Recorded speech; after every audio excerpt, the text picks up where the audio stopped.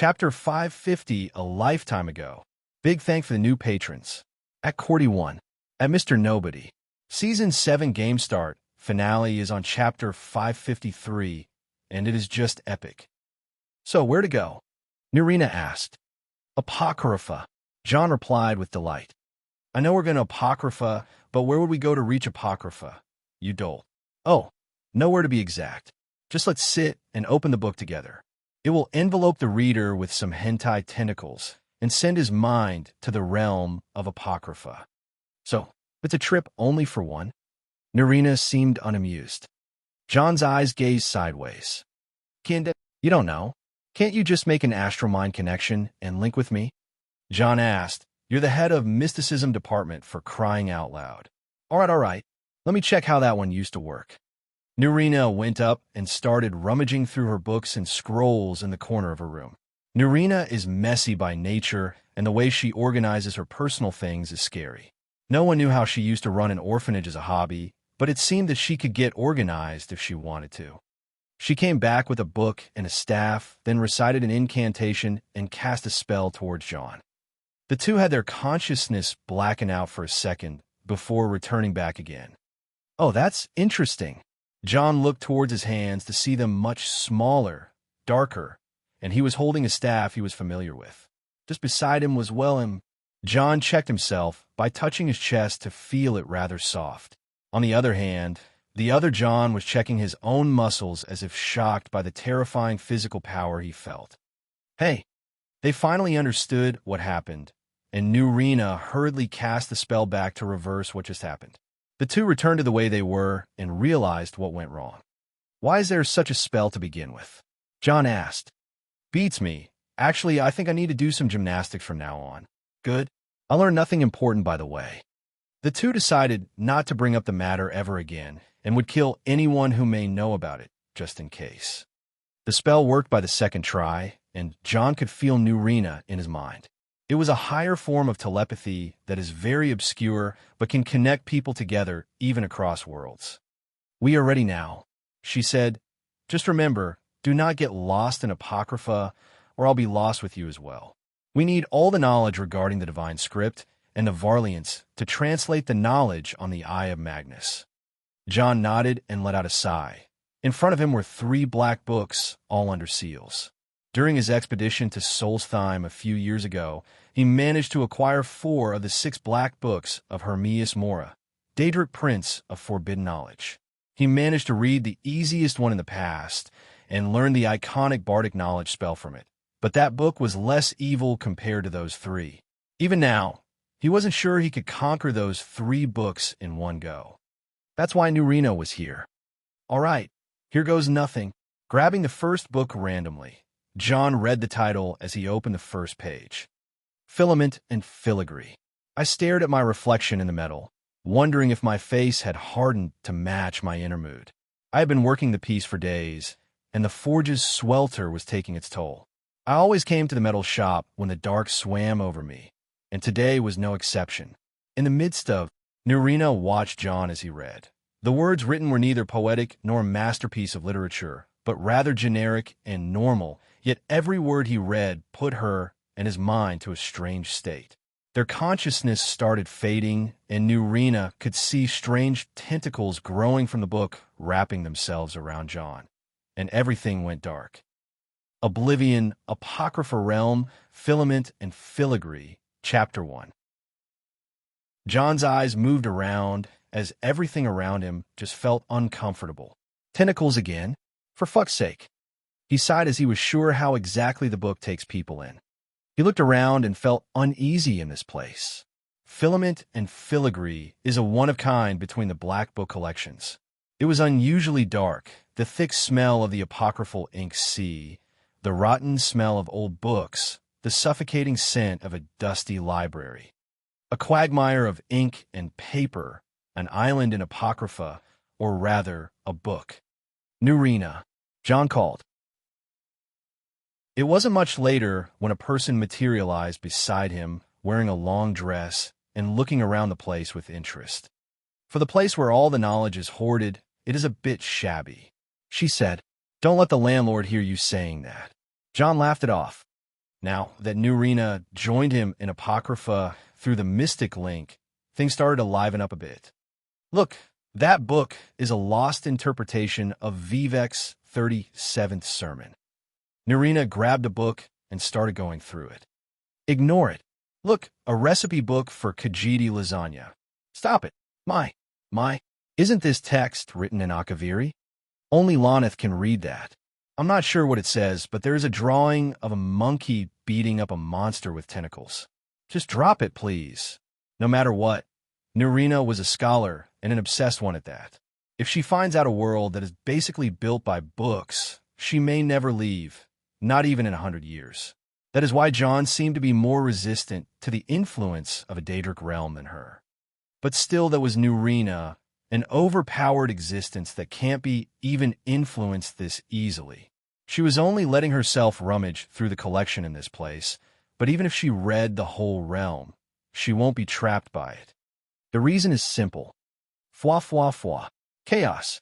John and Nurina are the only two capable of using that attribute without suffering its side effect. Chaos can rampage through anything and everything. The aftermath is mostly horrible, but that is something no one can avoid. John used the chaos to break one of the towering pillars of books and threw it in the sea of poisonous ink, making a bridge. You rude son of a bitch.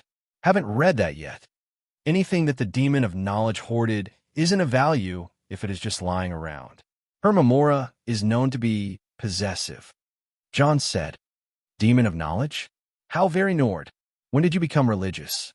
Nurina was unamused. Me? John felt disheartened. If there is a list of heathens in this world, it is him on its top. Let's just cheese through this place and get out of here, John said as he broke another pillar of books to widen the bridge. A Daedric entity is curiously watching you. Yeah, expected that one to happen. Hermias Mora was indeed watching. He can tell mortals apart as the Daedric prince of not only knowledge but also fate, not in a good way in either of the spheres. It was understandable when mortals try to hide things from him, but it was also understandable when he tries to forcefully know what is it. John was using chaos to cause rampage on Apocrypha, breaking the chapters apart and traveling through them. Hermias Mora could tell that the power John used is not a thing of this world, and it is basically the opposite of existence. Existence is based on variable information, but chaos is simply something that doesn't make sense. An Apocrypha one way or the other. The spheres of Hermias Mora are actually very tricky. He may be the Lord of Knowledge, but the way he acts is to gather knowledge and lock it in his realm, driving all those who come to it insane. He is not really the Lord of Knowledge, but rather the Lord of Ignorance. Chaos can't be processed by him, thus to him, it is something of both interest and fear. Chaos is the defiance to all worldly, so is a part of the world. Hermias Mora is a part of the world, so when he sees the chaos, he sees something that he can't be curious about even though he doesn't know. John and Nurina finally managed to conquer the Book of Filament and Filigree and reached its end. There, the knowledge which Hermias Mora uses as a lure to bait the mortals in black books was waiting for them in the form of a large book with divine script and knowledge power flowing around it. 3 choices met them: the secret of strength, the secret of protection, and the secret of arcana. Each one of those represented both power and knowledge. John lusted for each of them equally, but he can only pick one. I'll take the secret of arcana, John said as he selected the page he needed. Power moved from the page to his mind and imprinted itself firmly. You have gained Secret of the Arcana. Secret of the Arcana. Power. You are well versed in the lost secrets of magic. You can draw Magicka from the power and use it directly with enough mental capacity for a short period of time. Sweet. John smiled as he read the message and started to immerse himself in what kind of power this can be. My turn. I'll pick Secret of Strength. All of a sudden, Nurina butted in and chose something completely unsuitable for her. Wait, what? Nurina. John tilted his head in confusion. Why would Nurina pick strength? What? She eyed him up and down. Having muscles isn't something bad. She picked the power anyway, even though she could pick the same thing as John, which will insanely buff her magic. Secret of strength, power. You don't tire no matter how demanding the physical actions you do for a period of time, depending on your original endurance. That's worthless, John said. To you with your crazy strength, she said as she looked away. A while before they entered Apocrypha, Nerina had gone through a first-hand experience on how strong the human demi-giant she raised. To her, it was traumatizing. Nerina was physically strong as she used to be a battle mage, but John is simply a freak. The way his muscles look when flexed is akin to some demonic being possessing them, with how every muscle looks like it has muscles of its own. Of course, John doesn't look overbuffed at all since his body forging techniques pressed all that together into his fearsome body. All right, that's enough looking at my body. Sheesh, woman, I can recommend you to the gymnasium. Not interested, she said as she walked away. John smiled and followed her towards the exit portal. Seriously, it's a dare gymnasium, best in the world. Filament and Filigree was the first book to conquer. The team of mother and son went out and directly picked another black book, The Sallow Regent. Act 1, Scene 1. Enter Philomena with broken scepter. Philomena, woe betide my fate-wrecked heart, which gives no tender shine to he, who gave his favors up to gods, and brought his blood-struck mind to me. Another black book and another chance to cheese through a Daedric realm in the most infuriating of ways. Hermias Mora's Daedra are the Seekers and the Lurkers. Seekers are grotesque, tentacled Daedra that are usually guarding tomes of forbidden knowledge in Apocrypha. Seekers have the power to banish prey with sound attacks. They are rarely seen outside the Apocrypha. They have the ability to drain their prey's energy, vitality, and magicka. The Seeker can also drain knowledge from unfortunate mortals who cross its path. While they appear bestial and imposing, they are not unintelligent. Mortals who are lucky enough to pass by a Seeker without invoking its ire may witness them reading one of the many tomes Apocrypha has to offer. Lurkers, on the other hand, are large Daedric creatures that come from the murky waters of Apocrypha. They appear as tall, amphibious humanoids with gaping mouths and needle-like teeth.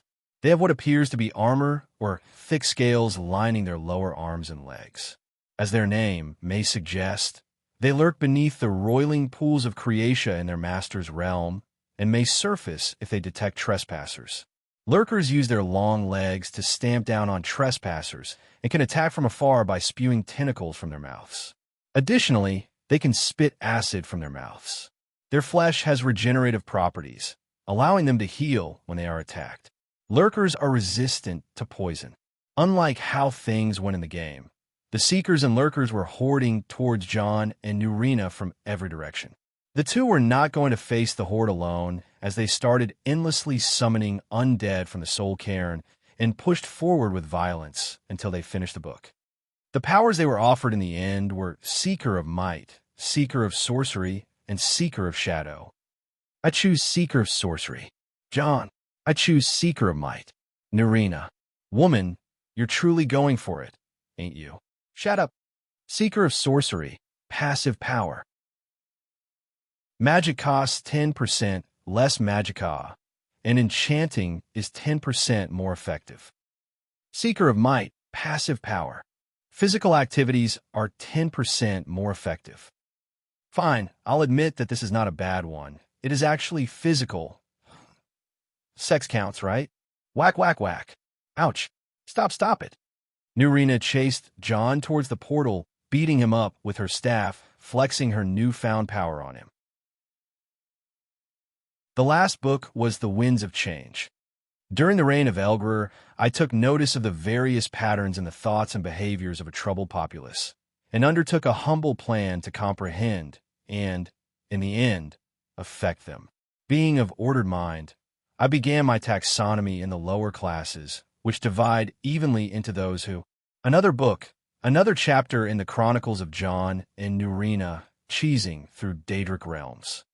This one took them quite a while, but thanks to the time difference between dimensions, it was rather nice Hermias Mora to give this such a good advantage. Just like the other two books, there were 3 choices, but this time, Nerina herself was confused about what to choose. Champion's insight, passive power.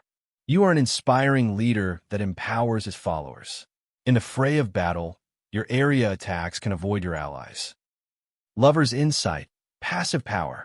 You are a charismatic lover. Get better prices and easily approach others. Scholar's insight, passive power. You are a peerless scholar. Get more insights through reading. Lover insight. No, must not think, must not choose it. Nerina was going mad over the knowledge she always wanted. It is agonizing indeed. I mean, I would love to see myself doing better than what I already can do, but I am here for the scholar's insight. John simply went with that choice. TSK. Damnation. Can't resist anymore. Nerina stomped the ground in anger. The lover's insight is mine. I knew this would happen. Nerina finally satisfied her own greed to be a sociable, charismatic character, and John had to stick to the plan of harvesting all knowledge-related powers. It seemed that he would be doing all the work on the eye of Magnus himself. But that wasn't really true. In actuality, Nerina didn't need the knowledge and sorcery powers as much as John needed them. Casting spells through the magicka of the world, making magic cost-effective, and being able to research better. Nerina is 200 years old. This is all child play to her. On a different note, once she and John returned to her quarters while the sun was rising, she turned to John asking about more black books. I still have one, but I used it a long time ago. You can use it later, but it doesn't have anything interesting to be honest. He replied, I could have gained some more knowledge too, but I think we have already attached enough attention from the Daedra today. We will be in trouble if Hermias Mora targets us. She said. Soon, John nonchalantly replied. He will be targeting us sooner than you think. John implied. Why? She asked. Dragonborn. John pointed at himself. I see. John spoke based on future knowledge, but it was easy to imagine that Hermias Mora would be interested in a Dragonborn indeed. So, why don't we hit him before he hits us first? All of a damn sudden, Nerina spoke up as if she found something interesting. John looked at her as if she was some kind of a fool. You serious? Yes. I guess you know something, right? You know how we can screw him before he screws us? She asked. John pondered for a while and nodded. There's a place very close here in Winterhold where we can screw him real good, John said and looked carefully at Nerina. Name, Nerina Aran. Titles, High Priestess of Sidhiz, Nemesis of Daedra.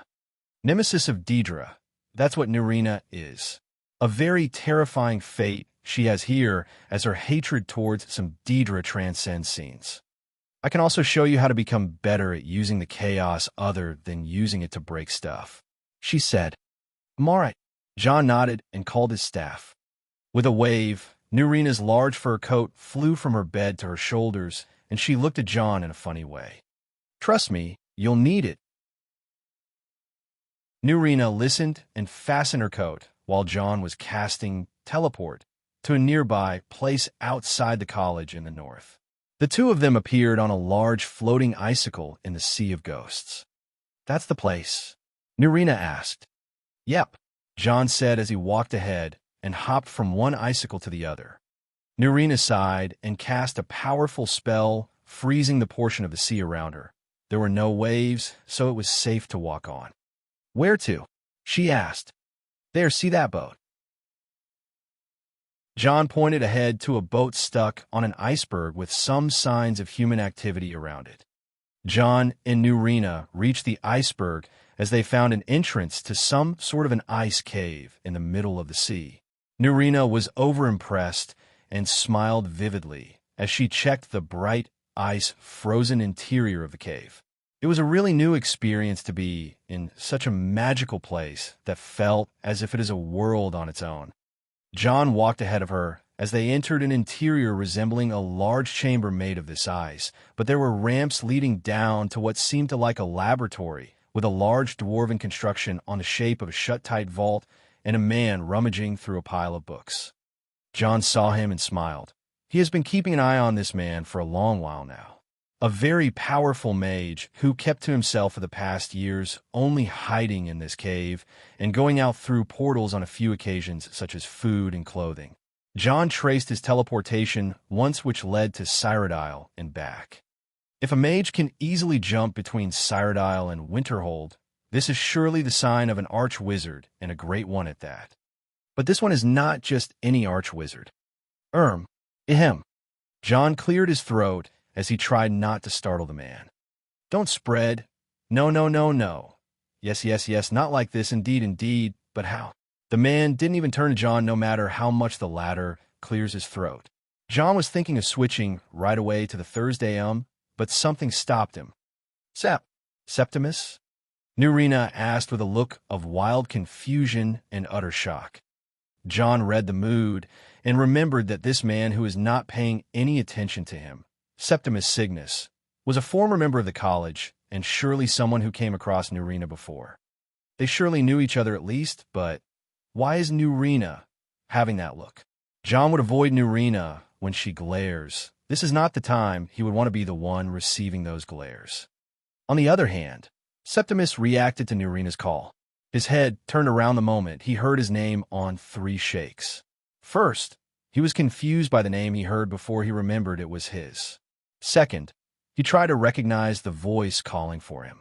Third, his instincts made him completely look at the caller with his face showing a hint of recognition. Of course, she was familiar to him, very familiar. Nurina, girl, here you are. I couldn't find you anywhere. The place is a mess, a measly mess. Go fetch me that book, the gold-red book, the one with the dragon book. The way Septimus spoke as he was kneeling in front of his book, the hint of extreme familiarity to Nurina was strange. Nurina didn't reply, but rather sped forward towards him and held the old man from the collar of his robes with a furious face. John didn't know what is what, but Nurina is really not okay at this rate. She pushed Septimus up and pinned him to a wall, making the man groan, but he still kept mumbling. You fool, you old fool. John ran and held her away from him before she would do something they both regret. Nurina, get yourself together. John managed to place her a safe distance from the man whose face was carried a similar surprise to John, but his mouth kept mumbling. Nurina looked at Septimus with an angry face, but she later held her forehead and was almost on the verge of tears. To think that this Ice Queen was this emotional regarding some man she never mentioned before. How many years, you dumb son of a bitch? Her anger was suffocating her as she spoke. The blocks were built on each other, the tower reached its perfectness, and there was no more top. Heaven if heaven were reached, or breached the heaven tower. But the heart. Septimus kept mumbling, making the look on both John and Nurina turn even stranger. The man was even worse than his condition during the game. Just what could it be? John brought Nurina here based on his game knowledge to do something about a certain important quest, but he didn't expect the drama channel to be sponsoring this place. Nurina, what on, Nern? He asked, pointing at Septimus, who slid back to the ground, looking into his books. Nurina looked with extreme sadness at the man she never expected to see. He is Septimus, one of the world's top scholars of the arcane arts a lifetime ago. He was my husband. ly/2dx3dx. Discord.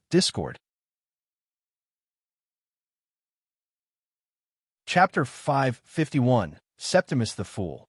A lifetime ago, Nurina was married. Of course, that was long after her encounter with John in the realms of chaos. Her husband was the imperial sorcerer Septimus Cygnus. As a man and wife, the two had a good life long ago, and they moved around from Cyrodiil to High Rock to Skyrim back to Cyrodiil again. They were two sorcerers of the high society of mages, a world expert on the Elder Scrolls, and the last ever third-in-line disciple of Divaith FYR. It was a time for Nurina when she was looking to change her life and also get back on the Dater Princes. Septimus also helped in her quest by researching the Elder Scrolls she had, and they bonded really well. One of Nurina's goals was to have a child of her own, to have a true blood family once again, but her body couldn't produce such a thing as life. The chaos in her blood was a curse only she could handle. Long before all that, In order to handle the chaos that would have killed her for sure if it stayed in her body, Nerina figured out a method to mutate her bloodline properties into that of a chaotic nature, giving her full access to the potential of such power. But the most cringeworthy rule was applied to her.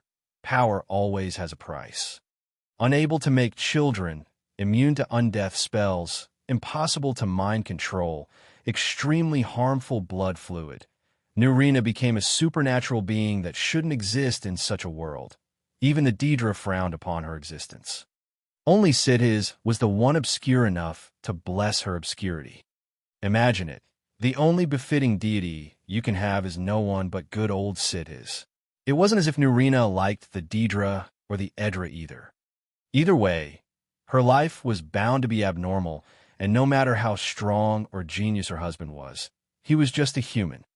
Nerina remembers that night well. She remembers when she found out she cannot bear children and apologized to him, but he was too consumed in his work to the point of obsession. He was no longer the person she once knew. Abandoning each other was for the best, as Nerina thought back then. When she returned back and asked about him years later, he seemed to have vanished from the face of Nirn. And after more than 50 years, here he is again. Old, crazed, delusional, and over 100 years old, yet still looked as if he was 70. The answer is clear, Daedra. Which Daedra prince is behind this? The only one she could ask is John, who clearly was aware of Septimus' situation. John refused to verbally answer and telepathically transmitted the answer to her mind. Hermias Mora. John's answer made all the sense in the world. Hermias Mora is a Daedric prince that snares the souls and corrupts the minds like most Daedra, but the minds he aims for are the priceless ones, the minds with potential to think, discover, and research, the minds that hold the knowledge he seeks and envies. Nerina wasn't pleased to hear that. She was infatuated and almost on the verge of going on a rampage of her own. It is true that she and Septimus are long since separated, but what ruined this marriage was also the Daedra. It was as if they had no one to torment except her. Nerina looked at Septimus and then looked away. The man is obsessed to madness, and those whose minds are ensnared by Hermias Mora are far gone. She also harbors no feeling towards her ex-husband other than pity and guilt. She can't admit it, but she can't run from it. John could tell what Nerina was feeling and almost wanted to bang his head against something hard for ruining her mode this much, but that wouldn't fix anything. Instead, he stepped forward towards Septimus and sat on one knee beside the man. "What's up, old man?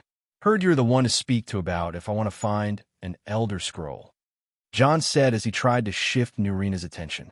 And he was successful. She tilted her head slowly and narrowed her eyes. Septimus was also triggered by the last two magic words. In his rummaging madness, he looked at John with almost a fraction of lasting sanity and widened eyes before his madness kicked in again and spoke in the most strange of words. "The Empire. They absconded with them. Or so they think. The ones they saw. The ones they thought they saw. I know of one. Forgotten. Sequestered. But I cannot go to it. Not poor Septimus, for I have arisen beyond its grasp." Septimus looked as if he was trying to convey something, but that pissed off Nerina even more. "What is this old fool talking about? Septimus, what are you doing in this godforsaken icebox?" Nerina lashed out at Septimus. "Oh, Nerina, sweet Nerina, innocent Nerina, always impatient. This ice entombs the heart. The bane of Kagranak and Daggeth you are. To harness it is to know the fundaments. The Dwemer lockbox hides it from me. The Elder Scroll gives insight deeper than the deep ones, though, to bring about the opening." Septimus replied, "Oblivion. What are you saying, old man?" Nerina was about to rage, but John patted her shoulder. "He's saying he needs an Elder Scroll to open this Dwemer construct." John pointed at the large Dwemer lockbox lying in the ice chamber. "He believes that inside is the heart of Lorcan." "That's impossible," Nerina retorted. "Impossible? If so, how can Septimus hear its whispers? Its calls? Etherius knows, Nur knows. I know that the heart of you and I seeks to be free. Heart of freedom.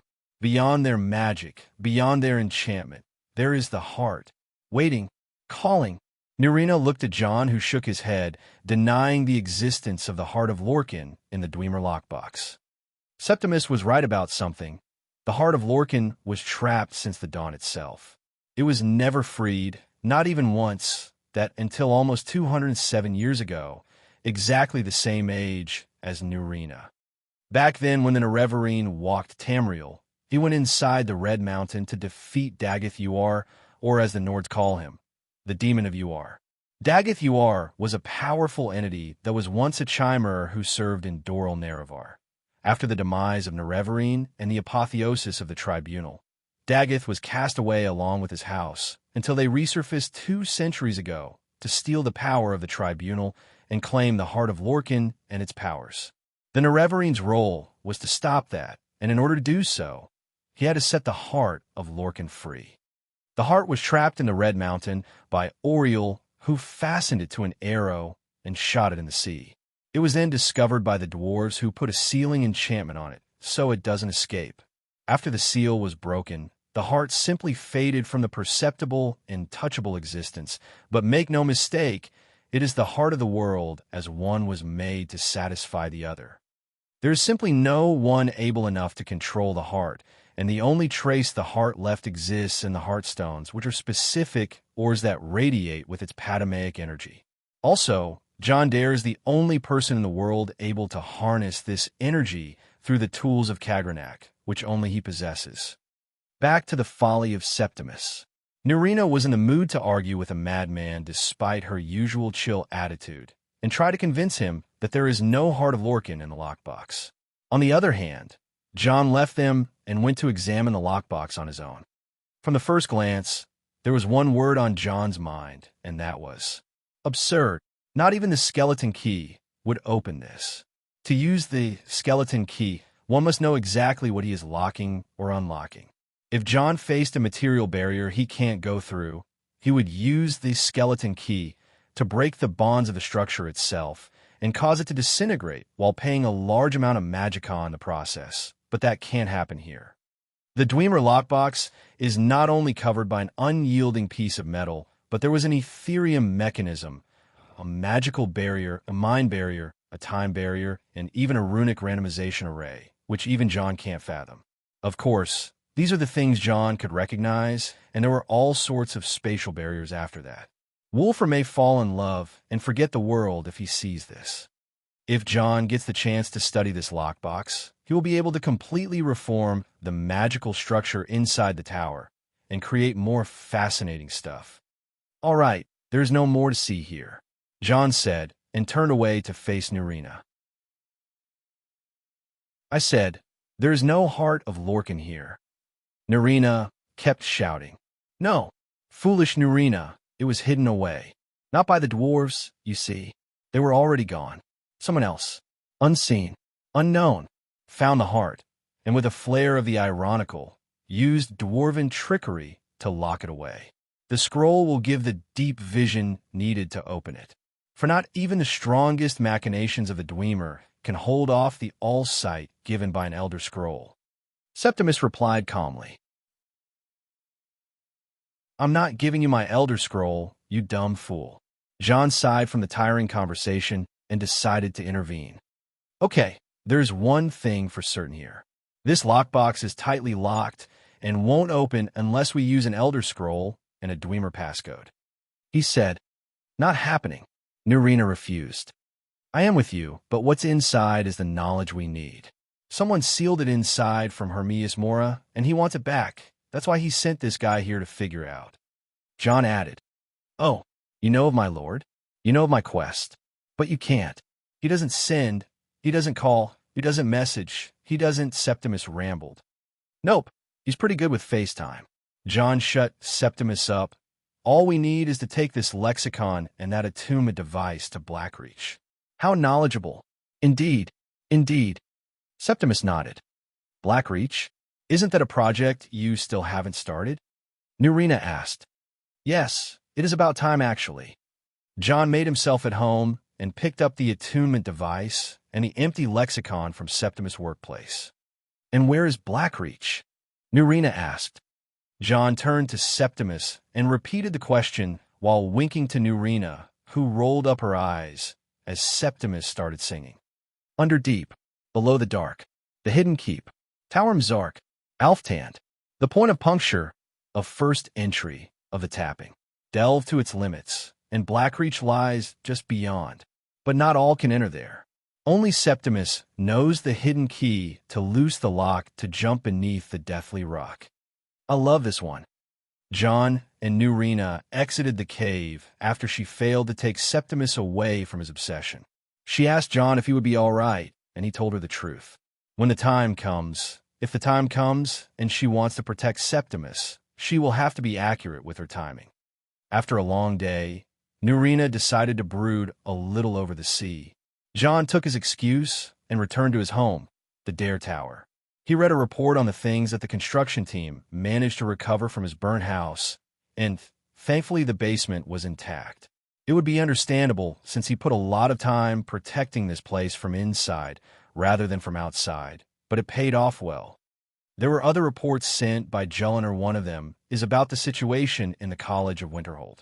It seems that Alina and the other masters have been into a deep debate regarding the discovery of the Eye of Magnus, and as the discoverer, Alina made sure that the discovery would be attributed to her name in Master Talfdir. She also insisted on calling it the Eye of Magnar, rather than Magnus, which is the Nordic interpretation for the same deity. The elves were unhappy, but Alina was doing it on purpose. However, that was not all. Master, a silhouette appeared from a secret corner as it knelt in front of John. There is no one who calls John by that title except for Jax and Beth, but there were also those guys. Dare Mercenary Corps, Team Zero, the ones known in the underworld as the Black Pigeons. Report. The unit is ready to move, Master. Also, Master Jonrad and Master Tyr are joining the expedition. The agent spoke. Father is holding a grudge, of course. John nodded. Anything else? There was a report that arrived from Whiterun just an hour ago. We intercepted an Imperial secret letter.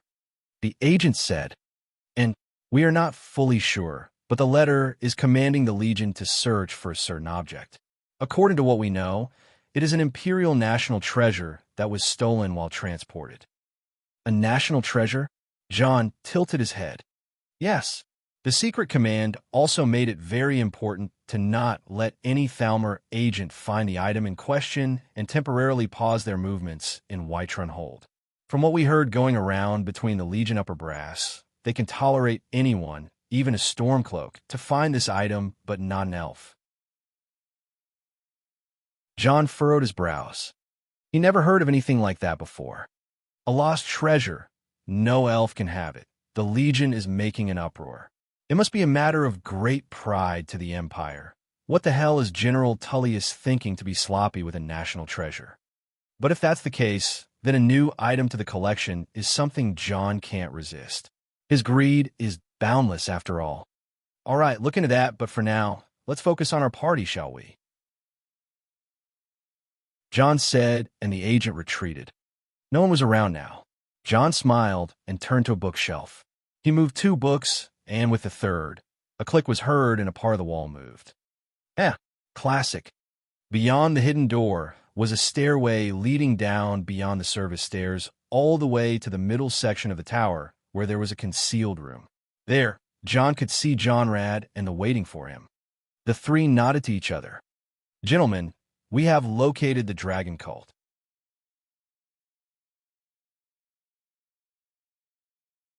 Chapter 552, Cliffhanger. When a cliffhanger is too strong, it is literally the title of the chapter. The Rift. She always aspired to be a spy and serve the Empire. However, when her chance came, she was dispatched to Somerset Isles and soon ordered to return again to Cyrodiil. Thanks to that, she survived what the Thalmor did to the Blades back then. She gained a talent for simply vanishing. She was the best at escaping, and when she returned to the Empire, the war was already on the verge of breaking out. As a Blade, she was a protector and a spy, but as a low-rank young agent, her role wasn't as big as she hoped it would be, and soon the war ended. Talos abolished, the Blades disbanded. Delphine wasn't sure why, but many Blades just took it quietly packed their bags, and left the service, the oath, the brotherhood. They left everything as if they were burdened by it no longer. Such a thing infuriated other members of the order who were deeply attached to their cause, but they were few and could no longer do anything on their own. If things were to go south, they would be hunted all by the Thalmor, thus they needed to cut contact with the other members and hide where no one could ever find them ever again. What followed was 26 years of disappointment. Delphine, who was in her late 20s during the Great War, is now but a lone woman drifting around with many aliases and doing various things. The randomness of her course caused her pursuers to lose track of her for a very long time. Skyrim was a perfect place for hiding. Outlanders would be sniffed out a mile away, and if she can blend in as a Breton peasant, no harm would ever reach her. And so she did, until the dragons appeared. 26 years of no purpose at all, just for everything to piece itself together and come knocking at her door. The Blade's sacred duty was to hunt the dragons and to never allow them to rise ever again. The reason for that is clear.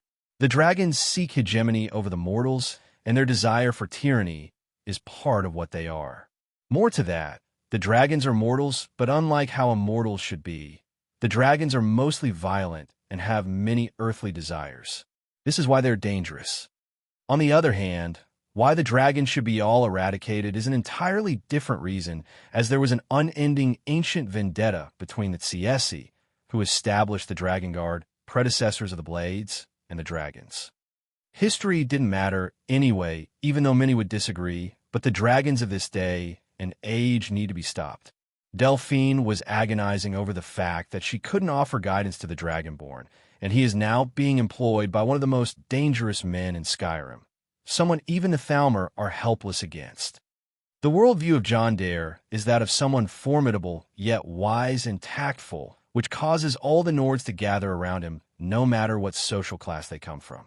He turned the tables on all his rivals and gained them as subordinates. The fact that led many to believe that such a man is driven by fate, and opposing him brings disaster. Still, his sponsorship to the Dragonborn made him an enemy to the dragons, the creatures no one wants to make a direct animosity with. Delphine was bound to be involved whether she liked it or not, thus, she took action and tried to contact the Dragonborn despite the risk of being exposed, but she was already expected. With her captor being John Dare and Winterhold, they would naturally act carefully and be protective over their Dragonborn. Thankfully, she was allowed a chance to meet the Dragonborn by Lady Alina of Winterhold. She agreed to track down the enemy of Winterhold, who turned out to be the Dragon Cult. Some may question the motives of Delphine, but she was committed, and that's the only positive thing Alina saw in her.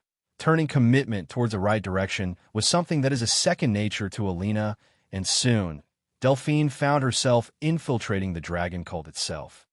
It wasn't that dangerous or bad until recently. She had two unknown Altmare twins assisting her from the shadows, and she managed to wear the mantle of a dragon cultist and slip in their base far in the south. Today was the first day she managed to find out about the leader of the cult, the dragon priest Munax.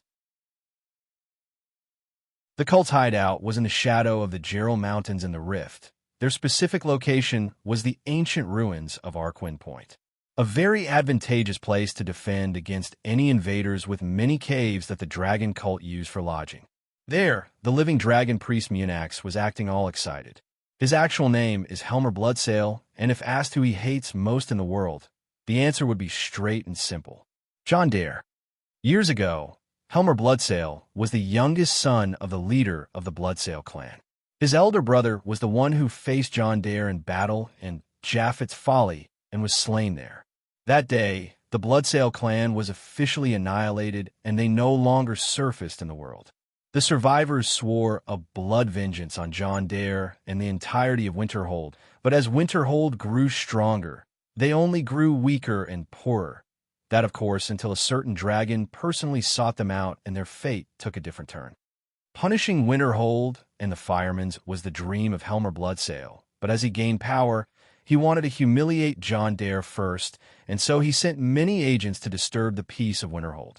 He wanted to send a message full of pride and strength. He will dishonor John by burning his precious little kingdom, by stealing his wife, by killing his family. There are many ways to break a man, and the best one is to treat them from their own poison.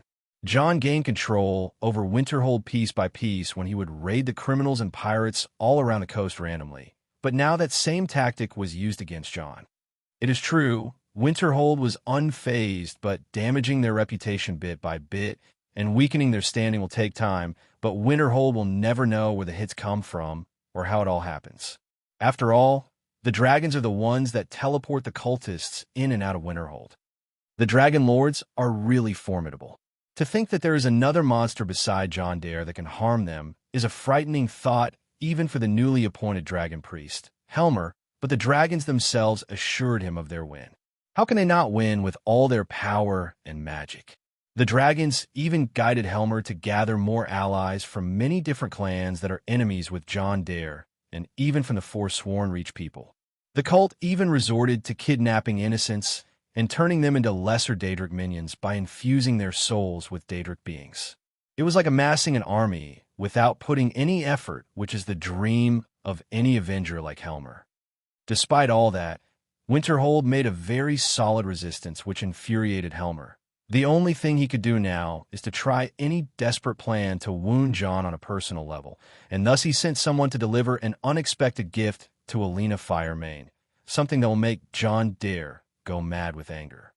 He waited for the good news to return, but it seemed that every operative he had in Winterhold were purged in a single swoop, which felt threatening, but it wasn't all that important. Helmer had many expendables to use.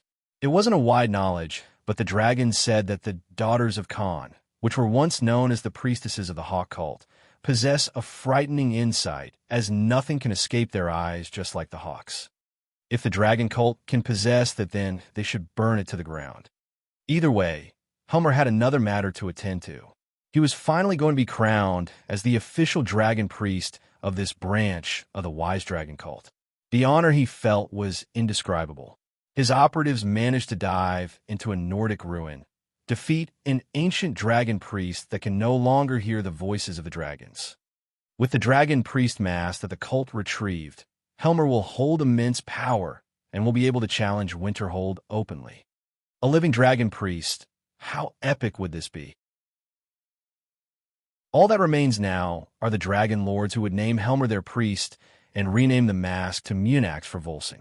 He would be the first living dragon priest in Skyrim, probably more than 4,000 years. Lord Munax, but as always, trouble in paradise.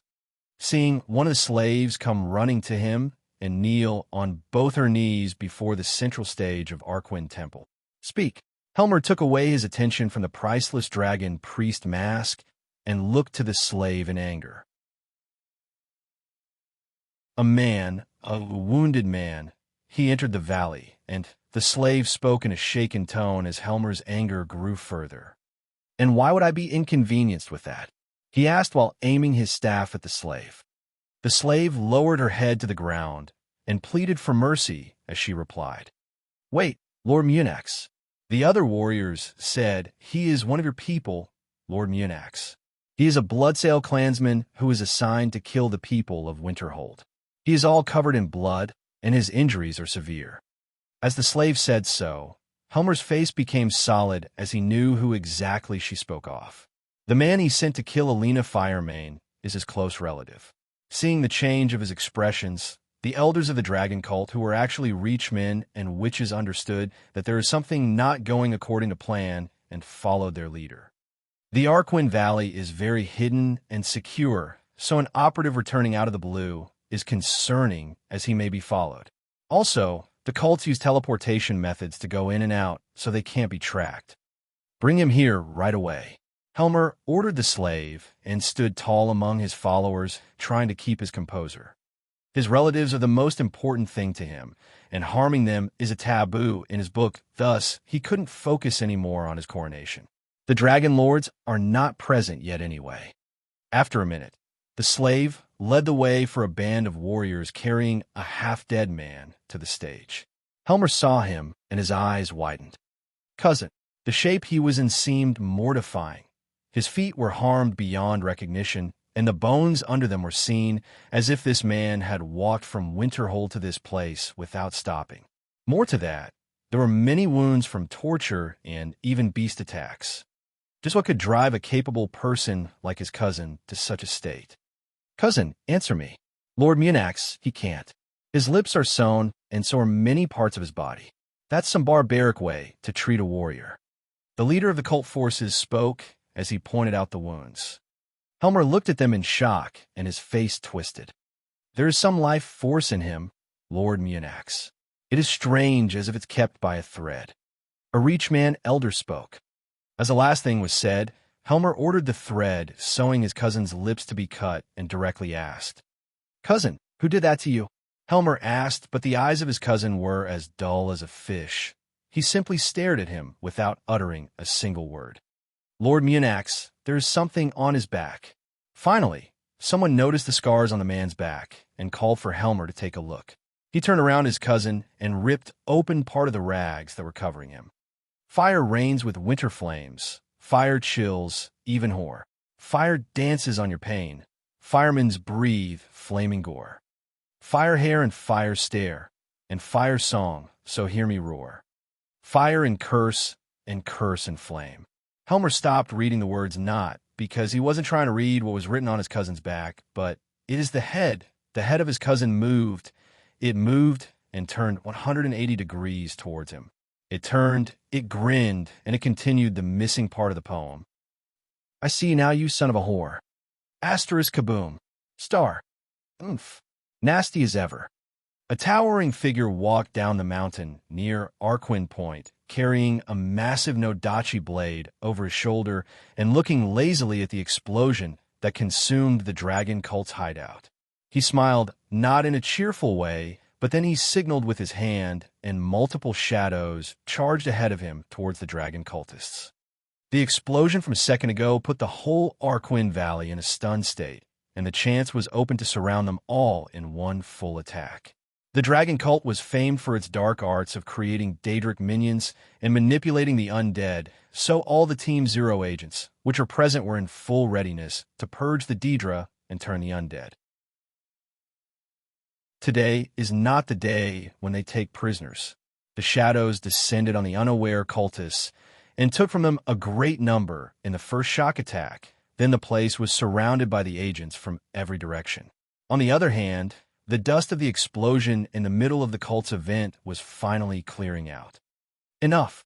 The large man gave another command, and the agents kept their ground with their crossbows aimed at the cultists who surrendered and raised their heads. Those who tried to resist were put down instantly. Now the scene appeared clearly in the central platform of Arquin Point. There was Helmer, who apparently survived the explosion by casting a ward spell. Most of the elders around him were dead, and the slave he had was hiding behind him. Helmer looked around, and saw the man who was carrying the Nodachi blade on the foot of the nearby mountain. The deep hate and the indescribable urge to jump on that man and cut him to shreds was powerful, but Helmer could tell that it is not a wise move to take. John Dare?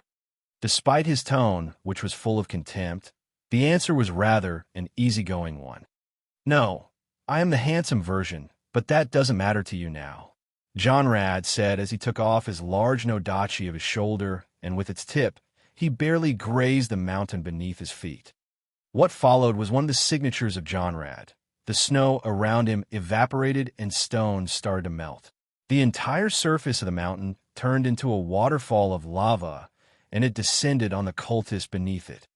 The scene was mind-numbing. King of Ash, retreat. To Lord Munax. How can John Rad be unrecognizable? It was a fact that John's appearance overshadowed his, but John Rad is still very known among the clans of Skyrim, as he is one of Skyrim's most wanted. Speaking of infamy, the King of Ash was known for his ruthlessness, and today was a special show of John Rad's anger. The molten stone descended on the survivors of the explosion and engulfed a number of them in mere seconds. The scene was horrendous. In front of flame and earth-based magic, the corpses of the men he kills would turn into frozen figures of hardened lava before they completely disintegrate into ash. Not just the men, but their weapons, their armors, their magic. Jonrad, the king of Ash, carried such a name for a reason, and his flames today burned with rage. In one direction, there is Jonrad. From the sides, there is Team Zero blocking the escape routes. What remained was to retreat backward, but only one person dressed like a Team Zero agent was coming from the direction. Helmer looked around him and realized he was baited. Somehow, John Dare proved to be even more sinister and terrifying than anyone's imagination. They sent a bomb to his house, and he returned with a bomb which had a strange feeling to it. No matter what he does, Helmer was having a hard time gathering the magicka in a complicated spell, and the people around him were completely silenced. The effect of the Patamaic energy is very potent. It is basically an energy opposite in properties to magicka and soul, thus you may never be able to do much around it. Politely explaining, the man coming from the back alone spoke. The dragon cultists gathered around Helmer, fearing for the life of their leader, who is their only hope to revive again. Helmer is the one who planted the Daedra inside them after receiving teachings from the dragons, and he can raise them no matter what happens. Retreat to the inner sanctum. Take that bastard down. The leader of the cult warrior ordered the group to charge at the man coming alone from one direction.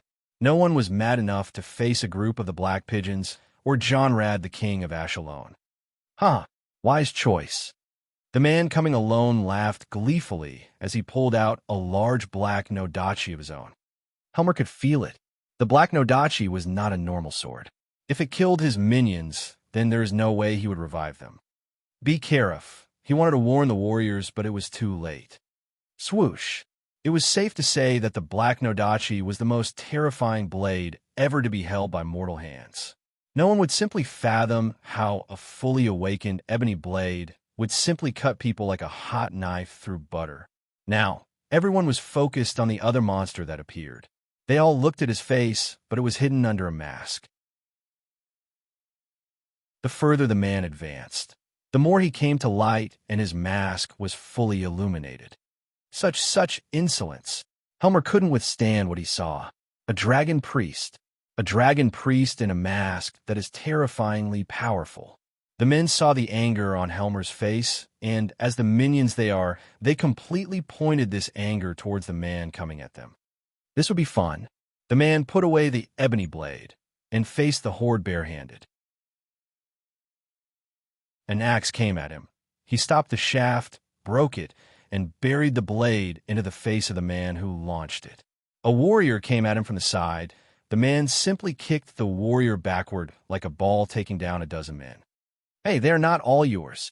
Jonrad shouted and charged ahead with a very wide strike enforced with his lava-like aura. From forward and backward, the men were being put down as if two wolves unleashed themselves in a flock of sheep. There was hardly any resistance in front of two infuriated killing machines. Jonrad was burning everyone with his insane aura, and the masked man was breaking people apart barehanded.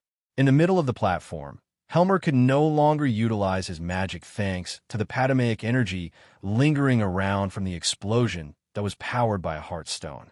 In the end, those who remained were Helmer and a handful of warriors that could no longer fight alongside the slave that was still hiding behind Helmer.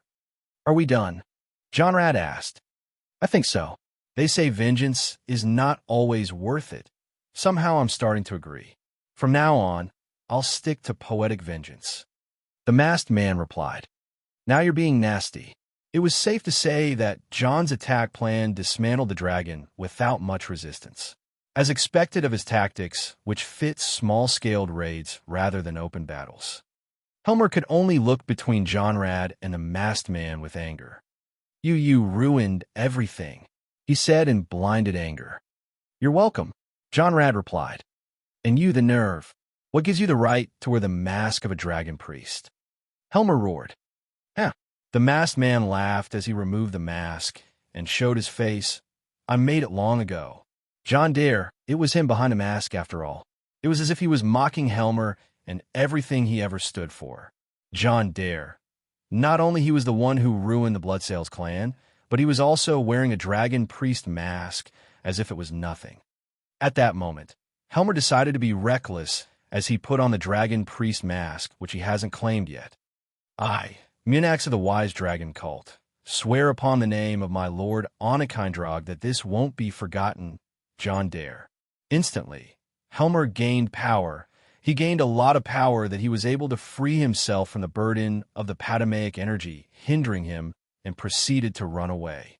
John and Jonrad were not even worried as high above in the air. Pride was stationed to cancel his teleportation as soon as it started, but what was unforeseen for both John's side and Helmer's side was what happened next. You will never escape. The slave, which was hiding behind Helmer all that time, made a move. A flurry of blades danced around her. The warriors, trying to protect Helmer, were all killed in a few swift moves, and before he could do anything to stop the slave, Helmer himself was stabbed by her in his side. I see. John and Jonrad were still unfazed by what happened as they watched the slave take down Helmer with interest. The moment Helmer fell on one knee, the slave kicked away the staff in his hand and took the dragon priest mask of his face. Helmer couldn't believe this was happening. The power he boasted to be able to bring down Winterhold, the power he cultivated for so long, was dismantled and brought down by the likes of slave. No, not a slave. The so-called slave removed her hood, and beyond the disguise, it was someone John didn't really wish to meet. TSK. Delphine. John Dare. We meet again. Delphine twisted her dagger in Helmer's side and pulled him up before throwing him at John's feet. Yeah, whatever. You ruined it again. John looked with disinterest at Helmer, who was but a young man a year or two younger than him. He crouched down in front of Helmer and raised him by his hair. John Dare. Delphine wanted to speak, but John groaned and rolled his eyes up. Thane John Dare. John corrected her insolence. All right, Thane John Dare. We meet age. Stop it. John spoke in annoyance. Every time you open your trap, I feel like I'm losing IQ. Wait for your turn. Sheesh. John exhaled with a tired face and finally looked at Helmer with a wide smile. I must apologize for the late introduction. I was planning to torment you more, but John looked at the dagger sticking at Helmer's sides and took it out. Worse has come to worst, I assume. John returned the dagger to Helmer's side once again. Groan. So a dragon priest, huh? I was really looking forward to hearing how this happened. Piss off, Helmer replied with absolute abhorrence. Sigh, you're making me look like the bad guy now. John spoke as he started shaking out the dagger in Helmer's side. Helmer was about to pass out from the pain, but John's provocative smile made him want to punch John's face at least once. You know, before I came here, I want to track down your people who escaped that day through the sea. According to my friends in Morrowind, they live in the outskirts of Blacklight City in a small farming village. John said as his smile was faint, very faint, as if he was displaying a state of dominance over the helpless Helmer. And here it was, Helmer was shaken in the hands of John. You won't believe it when my friends from House Reduran told me the story of your people.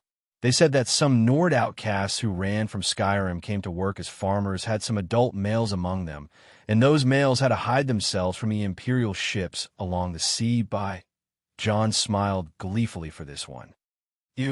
I'll kill you. Huh, so it is true. You manly men had to dress like women in order to avoid us? John burst out laughing. Don't tell me you shaved your beards and chest hair as well. John stood up and spat on Helmer. Milk drinkers. John kicked Helmer in disdain. And you had the guts to say you would kidnap my wife? My wife. The female Dare? To further humiliate Helmer, John cast an ice spike spell at Helmer's nether region, and for the first time, Helmer screamed from the pain as he was completely overtaken with pain. Do we have prisoners? John looked at the agents around him and asked, Someone tell me if it is true that this guy was chosen by a dragon to be a dragon priest. Now that his anger was gone, John was no longer planning to keep Helmer alive. Thane John. On the other hand, Delphine was smart enough to be the one to answer John's question by offering him the dragon priest mask she took from Helmer. Oh, a Corunda mask? That's supposed to be Volsung's mask.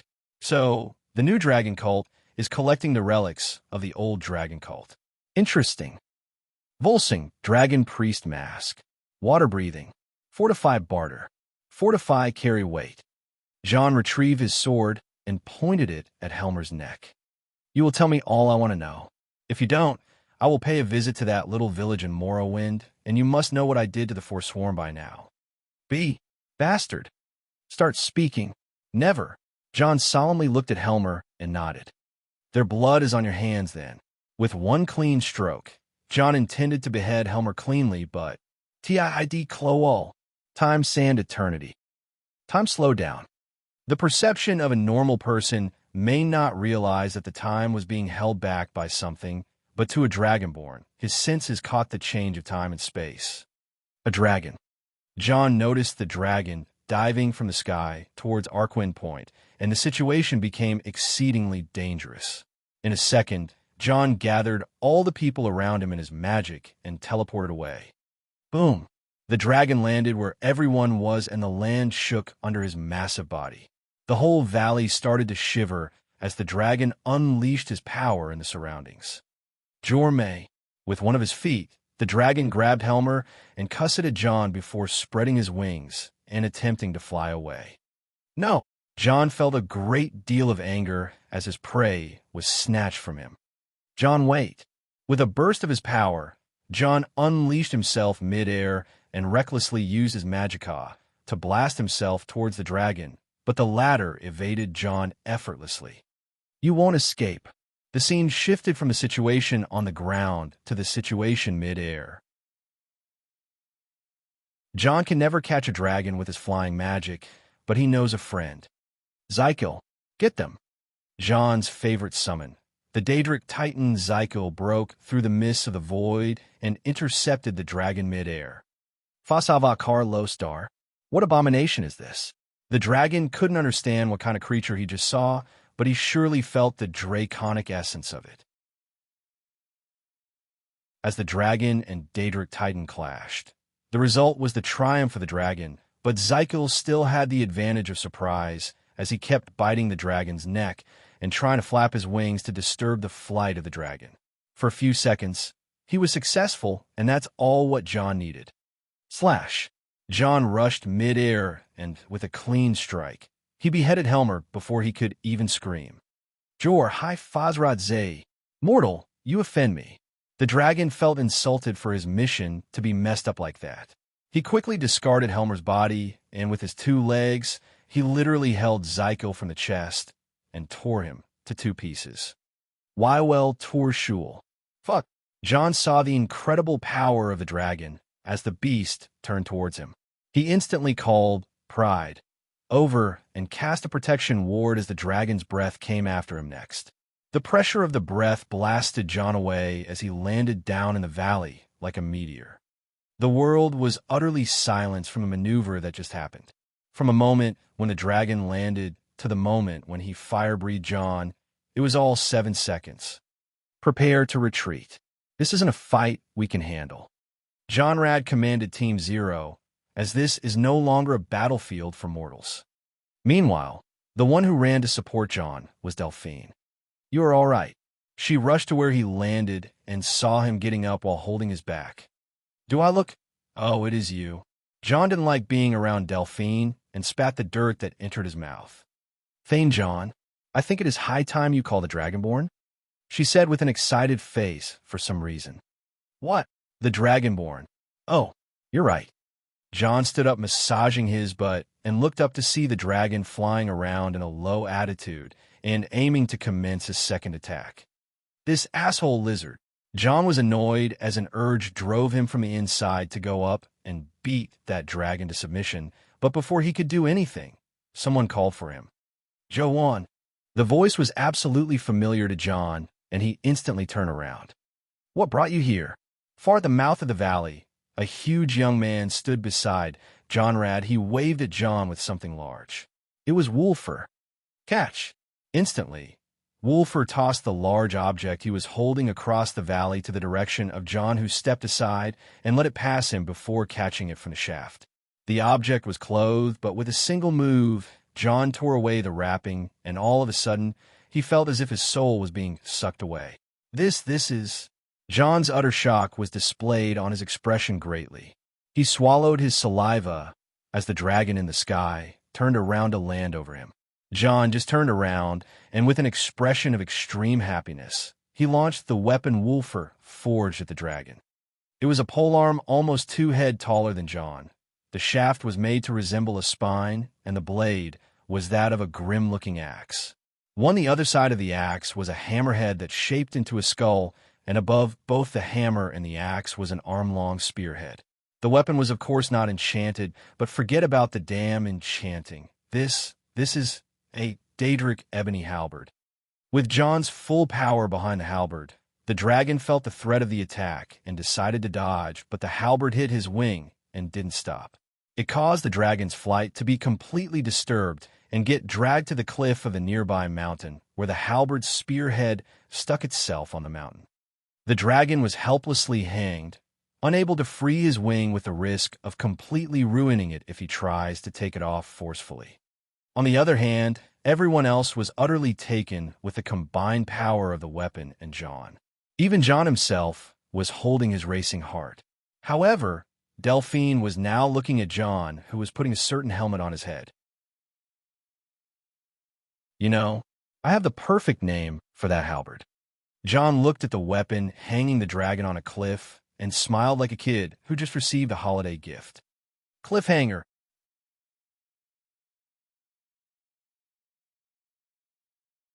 Chapter 553, Hail to his Smear. Season 7 Finale.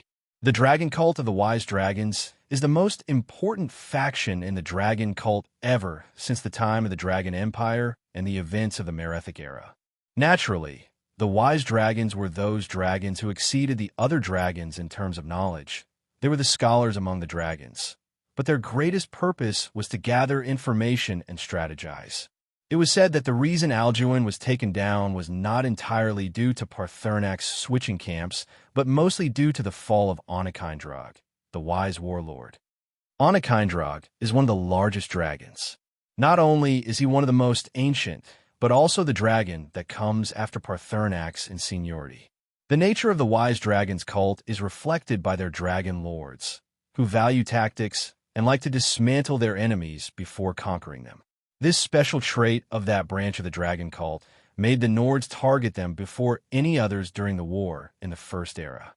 With the downfall of the Wise Dragons cult, the horde of Alduin was as blind as it was haughty, and they were being put down at a frightening pace. It is said that if Onakindrog had survived during the Dragon War, Skyrim might have been ruled by the dragons until this very day.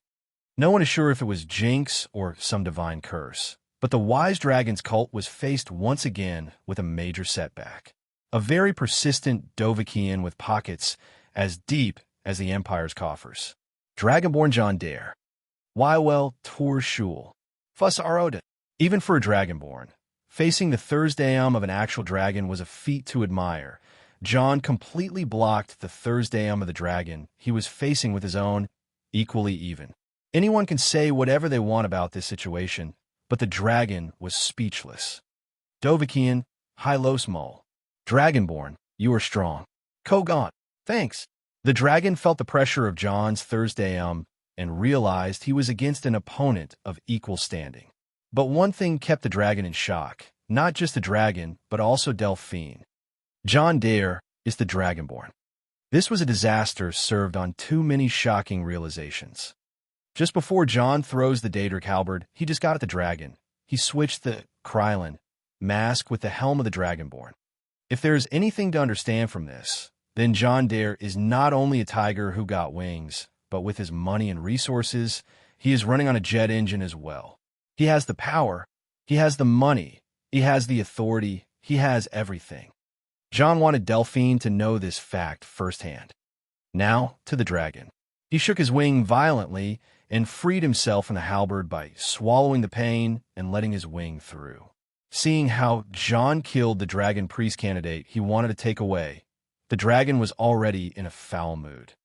If his failure was known by the other dragons, he would be bullied to no end. I am Trodriniak. I challenge you, Dovahkian. I accept, and the man and the Dova charged at each other. That was no longer a fight. It was a place of annihilation for any lesser creatures who may think of intervening. Jonrad and the rest watched from a distance where the unending shocks and tremors had a lesser effect. It is said that a fight between two dragons is a verbal debate based on the power of each word, and other than John, no one else is qualified to have a debate with an actual dragon. Nel Venquo. Fast wind lightning. John couldn't stay still against the airborne dragon, and he couldn't fight him mid-air for an extended period of time. He needed superior speed, and from the Thursdayum, he acquired it. Evading the dragon's shouts left and right, John moved like an Ifrit on lightning barely perceived by normal people until he was the closest he could get to the dragon. Trodronic ceased the chants and breathed fire. Wywell Torshul would not KSD. The moment the fire breath was sent at him, John jumped with the whirlwind sprint, shout aiming at the dragon right above. In an instant, he was right beside the dragon. And, have a cookie. Greed moved from John's ring and went into his gauntlets, applying the transformation on them. Ozidal's evil fists turned into their second form, Oziad's titan hands, and John punched with a strong right at the dragon's face, enforcing it with a thunder cookie. Asterisk Kwong. Star. The clash between John's attack and the dragon's head was like a thunderclap, except it was a thunder slap, and Trodronic was sent on the ground. Zap! John teleported right where the dragon was crashing and waited for him with double the amount of wickedness. Double cookie. Hot and steamy. Asterisk Kwong. Star. 2 thunder cookies hit the dragon from the back, sending him toppling on the ground. Zap! John teleported one more time behind the dragon that was trying to gain his footing and held him from his tail. And for the big finale, holding the tail, John energized all his body with aura and started pulling the dragon from his tail, but he couldn't pull the dragon at all. Trodronic was curiously looking at John. John awkwardly looked between the dragon and the tail, understanding that punching the dragon is easier than carrying him around. He silently put the tail on the ground. Fine, let's do punch in. Trodronic didn't bother to hear John out and struck him with his tail. John barely managed to block it with his hands, but the force behind the attack flung him away at the nearby mountain. No matter how many times he punched the dragon, there was no way he could affect his tough scales with blunt strikes. Now they faced each other again, concentrating hard on one another. Trodronic seemed to be trying to move things around with a shout. Slash! From behind the dragon, a sudden attack landed silently on his wing, cutting it open. Asterisk roar. Star.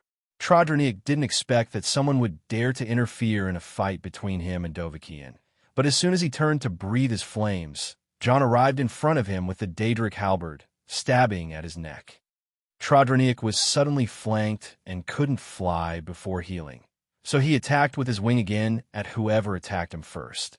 The feeling of his wind landing never came, and another slash landed on the same wing, preventing the wound from healing. John missed the first attack with the halberd, and Trodronic seized the chance to escape from the situation.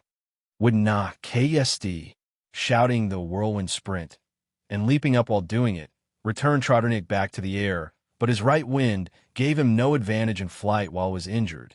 Thus he landed on a nearby rock instead. From there, he could see John standing beside a large figure made of bone. Wrath held his hand up and summoned bow and arrows to shoot at Trodronic, but John stopped him and looked somewhere else. Your turn. Trodronic didn't want to lose focus on John, but he had no such luxury now.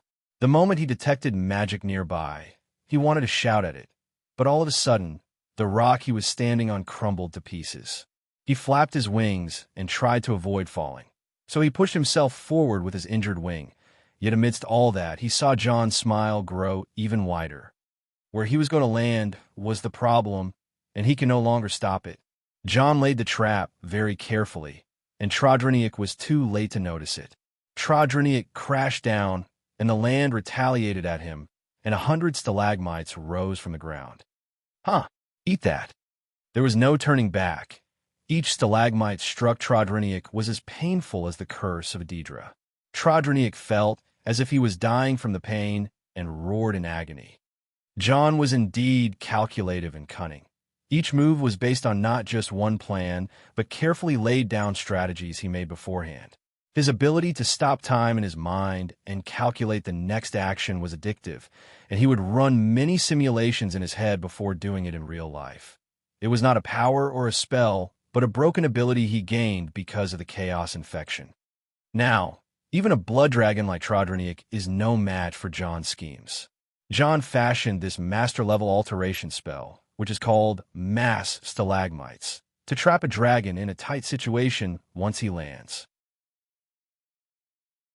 The perpetrator that cast the spell, on the other hand, was none other than John's favorite staff, the one which blew up the rock which Trodronic was standing on earlier, Pride. The staff flew cheerfully to John's hand from the hiding place it was into, and John faced Trodronic with a superior stand. "You lose, brother," John said. Trodronic didn't say much and closed his eyes as if somewhat accepting the fate he was into. John frowned and hesitated for a second, but he got his act together by the next and called forth a powerful lightning bolt. He was just about to cast the spell when, roar, Wywell Torshul, Wywell Torshul, would not KSD. 3 sounded almost instantly, catching John completely off guard. A fire breath towards him, a fire breath towards Wrath, and a whirlwind sprint that brought a titanic dragon next to Trodronic. Not 1, not 2, but 3. 3 dragons in front of John other than Trodronic. Wrath didn't react on time and was blown off to fragments. John suddenly felt the world darkening around him, and Trodronic was lifted from the ground by 2 dragon legs holding him from his back. "Thuri, my lord," Trodronic spoke, looking at the dragon, carrying him in shame. "Prawn Trodronic, Mu Krif Dovakian. Rest Trodronic, we will face Dragonborn." It was too sudden, but it was all happening. 2 dragons attacked John, while the 3rd saved Trodronic. The fire breath ended, and the dragons landed away from the location which John was supposed to be in. The 3rd dragon carried Trodronic to a mountaintop and put him there while guarding the wounded WIRM. Looking at the place where they all attacked, there was nothing other than the raging flame and the fragments of Wrath, which took a dragon breath head-on. The 2 dragons saw this scene and roared in ecstasy. Far away, the people of Winterhold fell into terror and wanted to run towards John's place. But Wolfer held up his fist for no one to move. Johnrad, however, moved on his own. Whatever between those is said in dragon language, and I am too lazy to translate it. "See that loser? We torched the Dragonborn to death." The first dragon said. This was Nakanax, whose name means furious cruelty. "Nakanax, I don't see the mortal." The other dragon was more self-aware than the first. He was Thurladial, whose name means tyrant of the great fire. It took a short while for the fire to burn out. John couldn't be seen, and no trace of him was found. On the other hand, Johnrad appeared behind the fire, and with his katana, he erased all the fires with 1 slash. The dragon felt wary of how Johnrad moved and how he was unharmed by their fires. It felt a bit absurd, but what came next was a few levels beyond that in absurdity. A shadow appeared after the flames were cleared. It was an actual animated shadow with a shape and a mass. Nothing like this should be natural. The shadow looked left and right, then back to Johnrad, and nodded in appreciation. It then turned to the dragons and started to transform. The shadow returned to the ground as it should be and molded itself in darkness, and as if the shadowy figure was shedding skin, the shadow turned into John. A very displeased and angry John. Just before he was attacked by the fire breath, Nefertiti dragged him to the shadow realm by switching him with the shadow. So, even the dragon can sneak attack. John looked around and sneered. "I guess your origin is based upon the fact that each one of you is someone who betrayed Akatosh." Roar. The dragons couldn't take John's insult with haughtiness anymore. The short-tempered Nakanax spread his wings and dived from the peak he stood on towards John. "No, it's a trap." It was Trodronic who was aware of the meaning of John's smile. But it was too late. Nakanax was but a few meters away, landing toward John and Johnrad as the 2 vanished from their place, and as if time was rewound, the bone colossus Wrath was back again in full shape, stabbing with his bone blade towards the unaware dragon from the side. Shriek! Wrath used his ability, the Howl of Wrath, to cause more damage and stun Nakanax, who was being completely pushed to the side, losing all balance. Why, well, Torshul. Away from that, Thurladial tried to support Nakanax by sending a fire breath at Wrath, yet all of a sudden, the ground rose up and a volcanic aura destroyed the shout midway as John Rad stood forward to face Thurladial. Trodroniak, run! On the other hand, the third dragon told the injured Trodroniak to escape. The latter was a bit late to respond, but as soon as he tried to glide away, he found that his legs were sinking in shadow. He tried to move, but the shadow was causing him to be slower than usual. Looking around, he saw a creature that is insignificantly small, but the aura of it was an abyss. Gron Vuth Stad, Bindstop Place, a shout that felt completely different to how the mortals normally shout, vibrated with an echo as it hurled towards the dragon that was trying to save Trodroniak. The dragons knew the technique that is exclusive to them and knew how echoing can empower the Thursdayum. John completely immobilized the third dragon from a sneak attack. In a matter of mere seconds, John completely flipped the disadvantage into a complete advantage and put the dragons on defense with the best moves possible. For someone who cussed us for dishonor, you are not much better yourself, Dovahkiin. Yet for no apparent reason, the third dragon didn't show hostility like the others and simply spoke to John. Oh, don't mind me. It is just that when you compare our sizes, you find it pretty distasteful for you to sneak on me. I mean, dragons and all. For a completely different reason, John replied in a mischievous domineer. If we didn't do so, one of us would be dead. The dragon justified his reason. Oh, a dragon with a heart. How unique. John and the dragon didn't seem to be backing in front of each other's words. The two were extremely wary of one another, even though the dragon was bound by magic and the man was not able enough to one-shoot the dragon. You won't win, Dragonborn. I suggest that you start escaping while you still can. The dragon said. Is that so? Do you need me to show you what happens if you don't? The dragon spoke with confidence. Look around you. How long do you think your father can hold Thurladial? How long do you think your undead golem can hold Nakanax? How long do you think Trodroniak, or I will be bound to your tricks? Look around you. Even though you can trick the dragons, tricks will be crushed with power. Dragonborn. No, John Dare, of all people, you must know that might makes right. The dragon wasn't wrong. He wasn't wrong at all. John Rad won't hold down a dragon by himself for too long while Wrath was already crumbling with the retaliation of Nakanax. This won't end well if it continues. You're right, John replied. Only if I was a complete idiot, I would face the four of you head on. There was no need to dwell on things. It even seemed that the dragons knew his identity beforehand, but they would take this secret to the grave.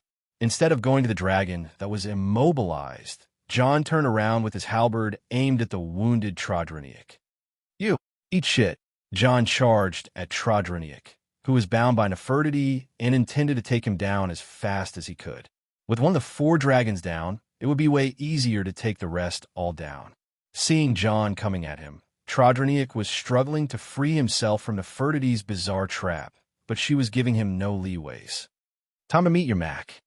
John was just about to completely obliterate Trodroniak, but all of a sudden, Fussarod, the dragon behind him, shouted the unrelenting force towards Trodroniak.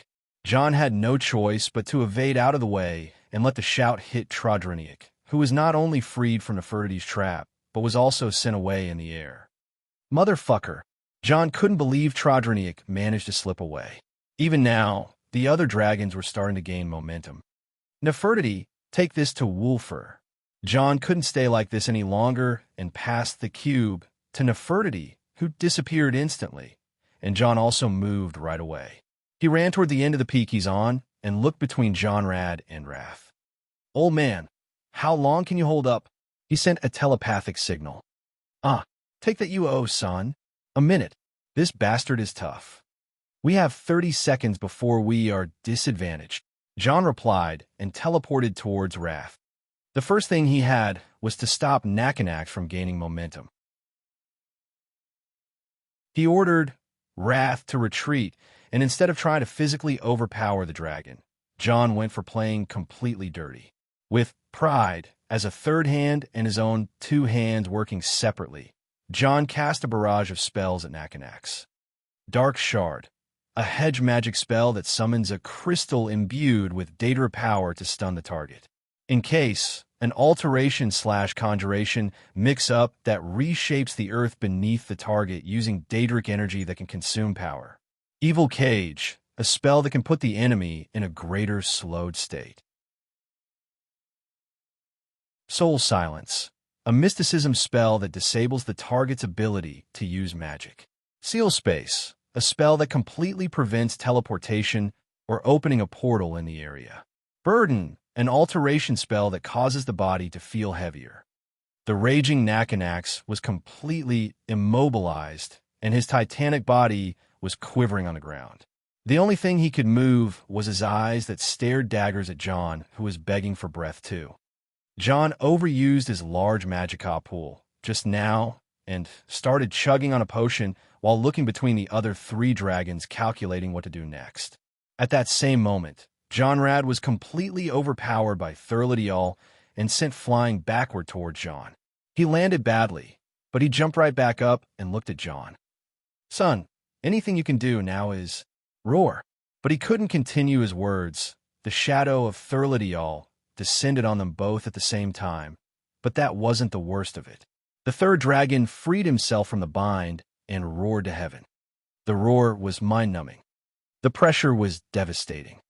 This third dragon is not something they could face on this stage. "Son, go." Johnrad wanted to defend John from the two remaining dragons that were aiming all their anger at him, but that wasn't what John had in mind. Two dragons about to destroy everything. Two dragons were completely defeated. To a certain dragonborn, these odds were satisfying. FEMZ Gron. Fade Spiritbind. John shouted to become ethereal, shout not at himself, but toward Johnrad. He barely managed to slip away from the dragon claws that almost landed on top of him. With Thurladial over them and the other dragon taking the sky toward them, the situation didn't look any good. Wolfer, that one.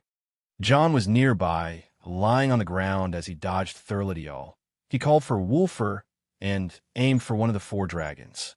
On a nearby mountain, Wolfer and the rest appeared with a weapon the world didn't see anything like before, and it was aimed at the wounded and retreating Trodronic. "Fire!" Wolfer shouted, and kaboom! The great dwarven steam cannon fired. A masterpiece only John can design, and only Wolfer can operate. The absolute monster of madness and genius was something that weighed 17 tons and can fire cannonballs made of cold iron and ebony alloy, and take one whole week to recharge.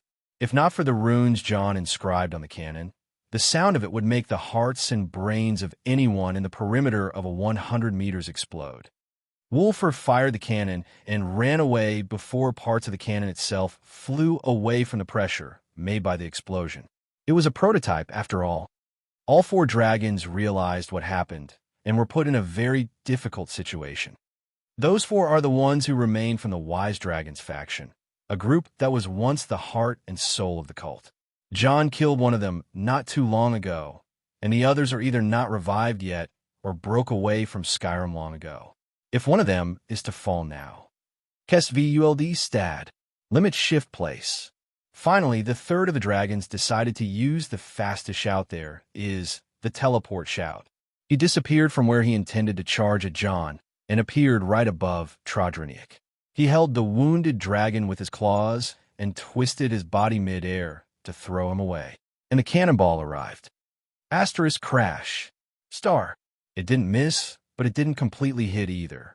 It grazed the dragon well enough to send him down with his consciousness almost fading. On the other hand, the cannonball landed on a mountain nearby and made its top flat. Thuri, the falling Trodronic shouted. Onakindrog. Thurladial, who was trying to protect Nakanax from John, lost focus on John and wanted to save his lord. Aha! Hot damn! On the other hand, John was laughing like a maniac villain who pieced everything together to beat down the hero. He barely managed to stand and staggered to balance, as if he was drunk. It seemed that the battle took a toll on him, but he was healing himself despite the odds. Seeing Onakindrog, the ancient dragon lord of the wise dragon faction, drop down from the sky, it felt to John like he was watching the most satisfying thing in the world. No dragon likes to see someone stronger than him exist, and that includes John. The exhaustion and imbalance aside, John noticed Thurladiel about to abandon his post and hurl to Onakindrog. That was not a thing he could allow. Nefertiti, the Golden Scroll. He infused greed into Ozidal's evil fists once again to transform to the gigantic Ozidal's titan hands, and aimed his right hand towards Thurladiel. With their additional function, John activated the flying grip towards Thurladiel and held him from the leg. "You ain't going nowhere." Roar. Of course, there was no way John would simply hold down a dragon to the ground, even in his best state, let alone the sorry state he is in. Thurladiel didn't even bother and flew up with the almost weightless John hanging to him. "Hey, you shouldn't fly without a license," John said as he used the other hand's flying grip and held on the ground. He barely found a holding spot and used all the power he has in his body to hold the dragon down to the ground. Thurladiel felt himself being held back and stopped his flight to try to free himself from John, but the latter was pulling. It was almost impossible to compete with a dragon on the physical standards, but when it came to impossibility, John simply had the right card to use. His eyes darkened all black. The mystical tattoos on his arms and head started to come to life with an animated black as well. For a second there, Thurladiel felt himself being pulled down. Impossible. The dragon was completely stupefied. "Never say never, darling." John laughed with a twisted look on his face as all those evil dark tattoos started to move as if he had a living organism under his skin. The simple power of defiance he gained from the chaos and fiction was tremendous and completely overpowered Thurladiel on physical terms. Asterisk roar. Star. And he was finally up. Nakanax returned to the scene with unimaginable anger. "Mortal, I will devour you." Nakanax was one of the most infamous dragons, and he was the one that plotted the attack on Winterhold. He was also, "Hey, aren't you that dumbass who crashed into my tower?" That. John's provocation worked on Nakanax like magic. The beast, that was immobilized by all the curses that John threw at him, moved in a blind rage and opened his jaws wide to swallow John whole. John didn't even dream of the chance to get Nakanax so close to him, and now all he needed is to hold him for a few seconds.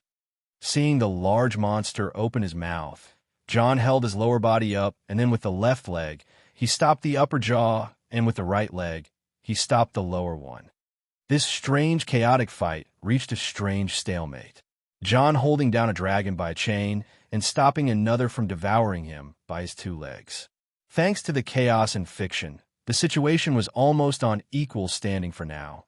But once he is exhausted, he would be in trouble. "Let's see, between you two idiots, which one of you will kill me first? Will this bastard tear up my limbs, or will this bastard devour me? Ahaha, so exciting. Bring it on, you fucking bunch of lizards." John finally lost his mind. He was laughing and fighting back as he put two dragons to their place alone. They couldn't kill him, and he was playing them around like animals. The humiliation they felt was endless. Wywell Torshul, Thurladiel, who was being held from flying by a chain, couldn't help but let out a fire breath towards John. John smiled widely as the fire breath was about to hit him, and he sent back a reply. Wywell Torshul. A fire breath from a dragon and a fire breath from a dragonborn collided together. The winner was John.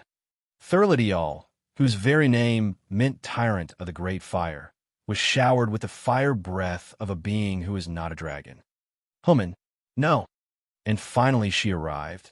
Nefertiti saw the situation John was in and turned into a bolt of shadow towards him. "No, wait," John shouted, "the scroll. You have it." She stopped in her place and transformed into her human form, pulling out a golden-colored scroll from her shadow. "Use it, now," John called. "What?" She couldn't comprehend what John wanted almost for the first time of her life. "Now, I am losing grip." John felt the chaos infection was running low and that he can no longer maintain a hold on the two dragons. Nefertiti looked at the scroll in horror, as she knew exactly what it was, but there was no time. "Jonrad, do it." From behind the smoke, Jonrad finally returned to the scene as the effect of become ethereal shout that John used on him was finally over. He snatched the scroll from Nefertiti and opened it. "You mad, son?" As he opened the scroll, Jonrad couldn't believe the power in it. This was no normal spell. It was something that John got from Divaith Fyr's dungeon, the Lightning Strike Scroll. "Now, strike me." John shouted his lungs out as Jonrad wasn't able to bring himself to do it. "This is madness." Jonrad was trying to do as John says, but this was impossible to do. "I'll do it." Finally, someone stepped out to do the task. "Fuck." John's face turned into a cringe as he would let himself be eaten by the dragon instead of letting her strike him. "Delphine," John spat out as he sighed and surrendered. "I guess it is okay. Even a bitch can come in handy." "What? Strike me, you bitch." John shouted at Delphine like a mad demon, startling her to obey his word as she snatched the scroll from Jonrad. "No, wait." Jonrad wanted to stop her. "Stop." Even Nefertiti would try to find a better solution to do this. But the scroll itself was fast. As soon as Delphine used it, a wave of lightning vibrated around John without doing any hint of damage. Everyone thought a large thunderbolt would strike John or something, but it seemed that the scroll was rigged or something. But it was used. Rumble, rumble. And the sky rumbled. Everyone looked up to see what was happening. Even the dragons can't ignore the storm when it is rumbling. And the realization came. The scroll would only act as a signal to aim the spell, and runes themselves would gather lightning in the sky. Something isn't right. Thurladiel tried to warn Nakanax, who was trying to bite John. Too late. Ha ha ha. John couldn't hold back his happiness now. This was what he aimed for anyway. The best way to kill two dragons is by using one lightning bolt. And what is a better electricity conductor than a human being anyway? Ha ha ha. Here it comes, boys. It's going to be life fit. And the sky lit, and the lightning fell, and it struck John. Asterisk crackle. Star. John, Nakanax, Thurladiel. The three received the lightning at the same time, and fell to the ground, motionless at the same time. Two dragons and a dragonborn with one lightning bolt from heaven. Ha! Hee hee! Ah ha ha ha! John couldn't stop laughing. He felt it. He felt what he needed. It is all here right now. He moved despite being struck by a bolt of lightning that paralyzed two dragons. Ah ha ha ha! It is not over. It is only getting started. Get up, boys. Ah ha ha! John laughed to heaven like a madman. His appearance was not normal anymore. No, this was beyond being worn from battle. His Ozidal armor set was obliterated. His helm of the Dragonborn was completely broken to half. Most of his hair was burnt and his body was charred black. But his heart was glowing white. It is as if people could see his heart absorbing all the power of lightning that came from the sky. It isn't a breakthrough, Jonrad realized. A breakthrough, not a minor one between mere levels. This is a major breakthrough. John is breaking from the Frozen Heart formation to the Thunder Heart formation level. His spiritual core is finally gaining its spark. And the ethereal tribulations are about to begin. Not any tribulations we are speaking about. These are the last tribulations, the heavenly lightning tribulations. Asterisk rumble. Asterisk rumble. Ah ha ha. It is happening. It is finally happening. John laughed as he discarded his broken gauntlets and walked to the immobilized Nakanax. With what remained of the evil sealing chains, he tied them around the horns of Nakanax and started walking to Thurladiel, who was also immobilized nearby. He tied the other dragon from his head and pulled them all closer to him. looking back toward Jonrad and the others. You should get out of here. This is a special event. Jonrad could understand without saying and didn't even look back as he retreated with the rest. What remained was John, who sat between the two dragons looking at them. Me and the boys getting a lightning shower together. You lot should be excited. This will be so much fun. Ahaha. The two dragons struggled to move, but they were beaten to the point of death. Asterisk rumble. Asterisk rumble. Asterisk rumble. Asterisk rumble. The sky was no longer answering to some half-assed master-level spell like before. It was now going full conscious of a mortal who was breaking the world's limits. No mortal shall pass mortality without going through the world in itself, and John is no exception. There is no fate to help him against the ethereal tribulation. There is no destiny of some hero when it comes to these important matters. It is but the man and his power against the world its very self. Look up, boys. There is a party in heaven being sung in our names. Even the Edra and the Daedra can no longer contain themselves and want to join our battle. This is what glory feels like. It has been an absolute honor. John smiled in a moment of sanity, but soon after, his smile turned as mad as it can get, and he faced the sky and shouted, Akatosh, blessing of Akatosh, dragon's fire, activated. All-Maker, blessing of the All-Maker, root of power, activated. Talos, blessing of Talos, storm crown, activated. Azura, blessing of Azura, dawn's beauty, activated. Bothia, blessing of Bothia, berserk, activated. Mephala, blessing of Mephala, golden tongue, activated. Shiagarath, blessing of Shiagarath, mad champion, activated.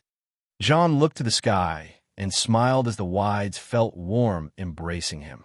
Mother, Kine, blessing of Kine, storm child, activated. Asterisk rumble. Asterisk rumble. Asterisk rumble. Asterisk rumble. The sky no longer stayed quiet as it rumbled with John as if answering his calls, especially with the last name that he mentioned. His heart is true, and for that, he will be rewarded. He can now ask whoever he wants whatever he wants. Khan, it is your son, Ismir. He called. Hail, Ismir. And the sky answered. He smiled and declared his demand. Smite me. Season 7 end.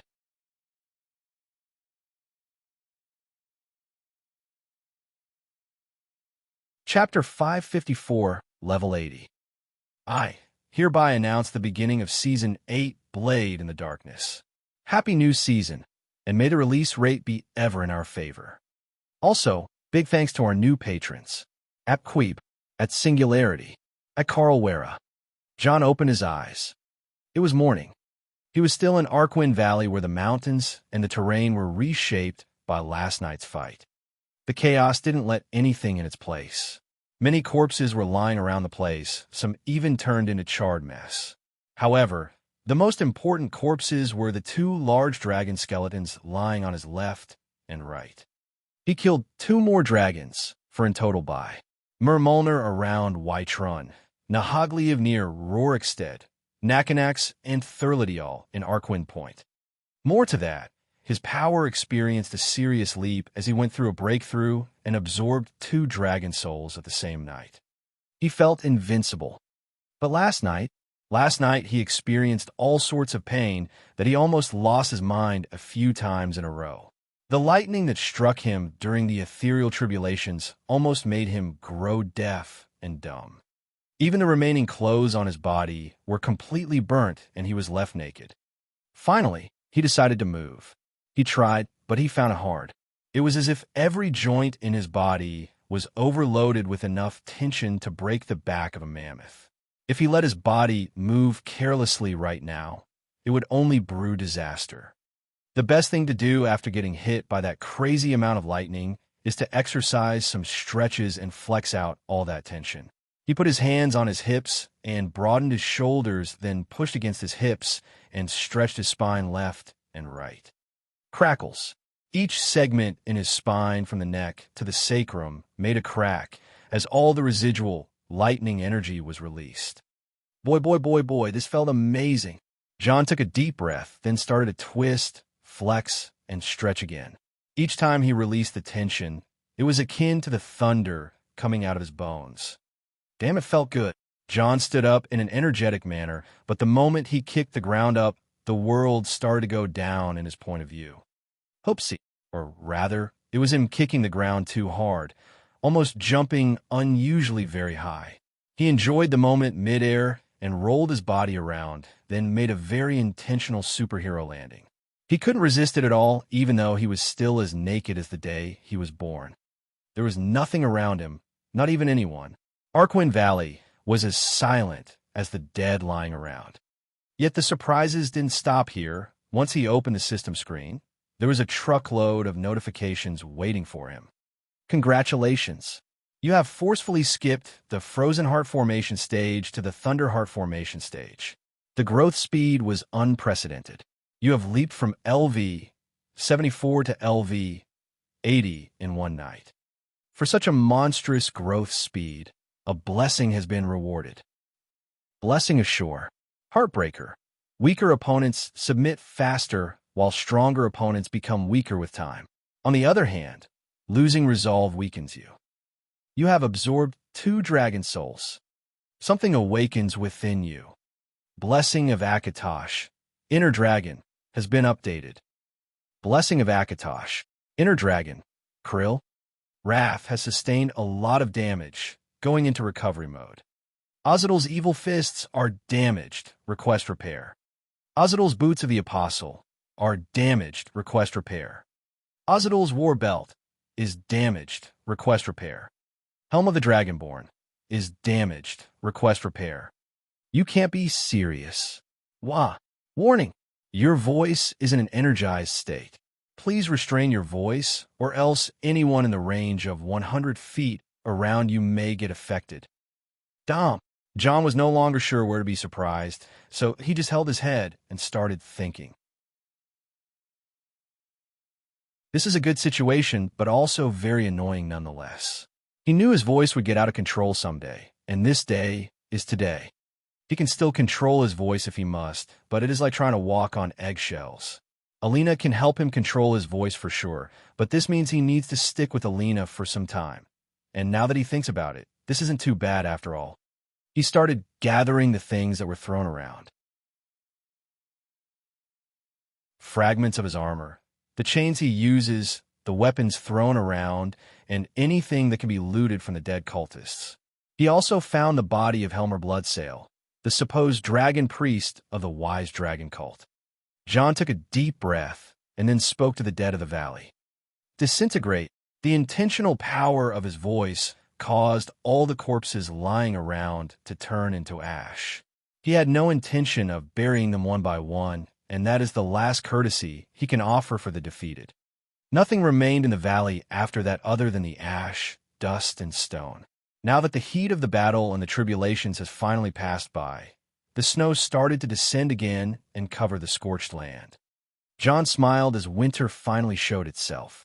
Unlike the game, when the winter descends on Skyrim, everywhere from Falkreath to the Rift and the Reach get covered in snow. This season will be tough on the Imperial Legion, and the Stormcloaks may actually gain more momentum. Sigh. John sighed, but as he did, a gust of wind ruffled all the snow, and John hurriedly covered his mouth.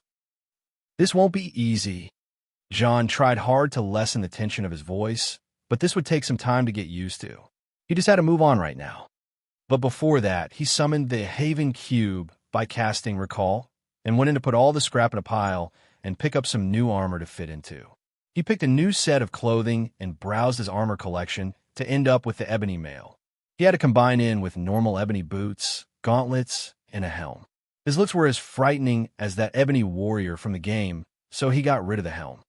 Speaking of which, John has now reached the equivalent strength of level 80 from the game, which means a certain event should get triggered, and that is the Ebony Warrior.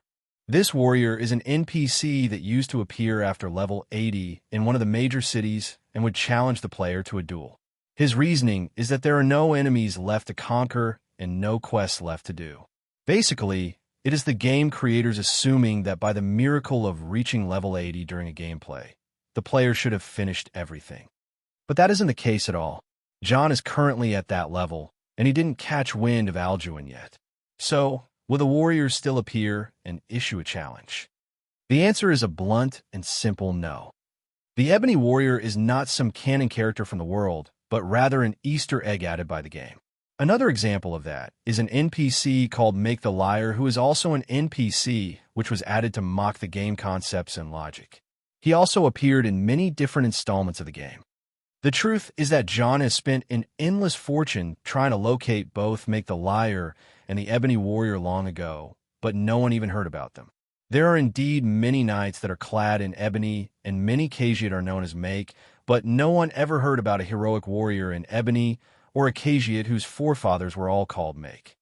Either way, John went out of the cube, all clad in armor, and grabbed his sword, Bloodskull, and the Daedric halberd Cliffhanger on the way. He scanned around by magic, but he found no one in the entire valley. It wasn't that big of a deal anyway, as he knows this place well. He would simply get out and catch up. Augur, your growth is blooming. I know. How does the data flow? Oh, the knowledge you gained is immense. It would take me time to fathom the mysteries of the higher realms. Okay, on another note, I had an interesting visitor this morning.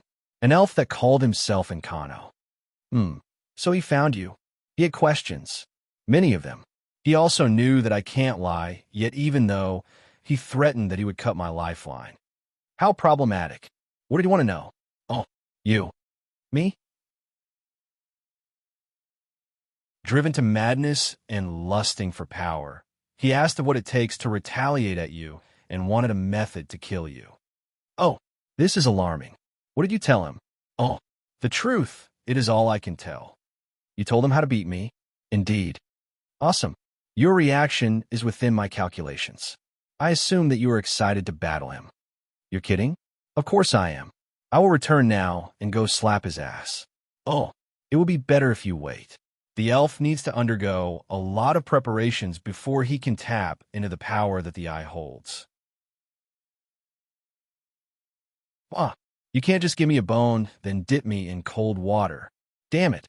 How long? Oh, with the turn of the year. That's like a month or two. TSK. I may as well go on some interdenominational tour, or while I am at it. Oh, even though he just murdered 2 dragons, John wasn't satisfied because his new gained power was overflowing and he needed something strong to fight for him to stabilize his foundations. Any further growth in the near future may actually do more harm than good, as control must always be in balance with power. All right, Augur. My new status, is it analyzed yet? Oh, almost finished. Come on. Why am I, the male lead, must go with a makeshift system while other male leads get their instant results from the get-go?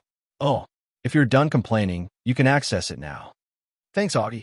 Status. Name, John Dare. Title, Boss, Thane of Winterhold, Krylin. A race, Human Nord. Age, 20. Level, Early Thunderheart Formation. Game level, 80. Class, Arch-Arcane Warrior. Craft, Master Binary Enchanter. Bloodline, Fire Main, Fireborn/Titanborn.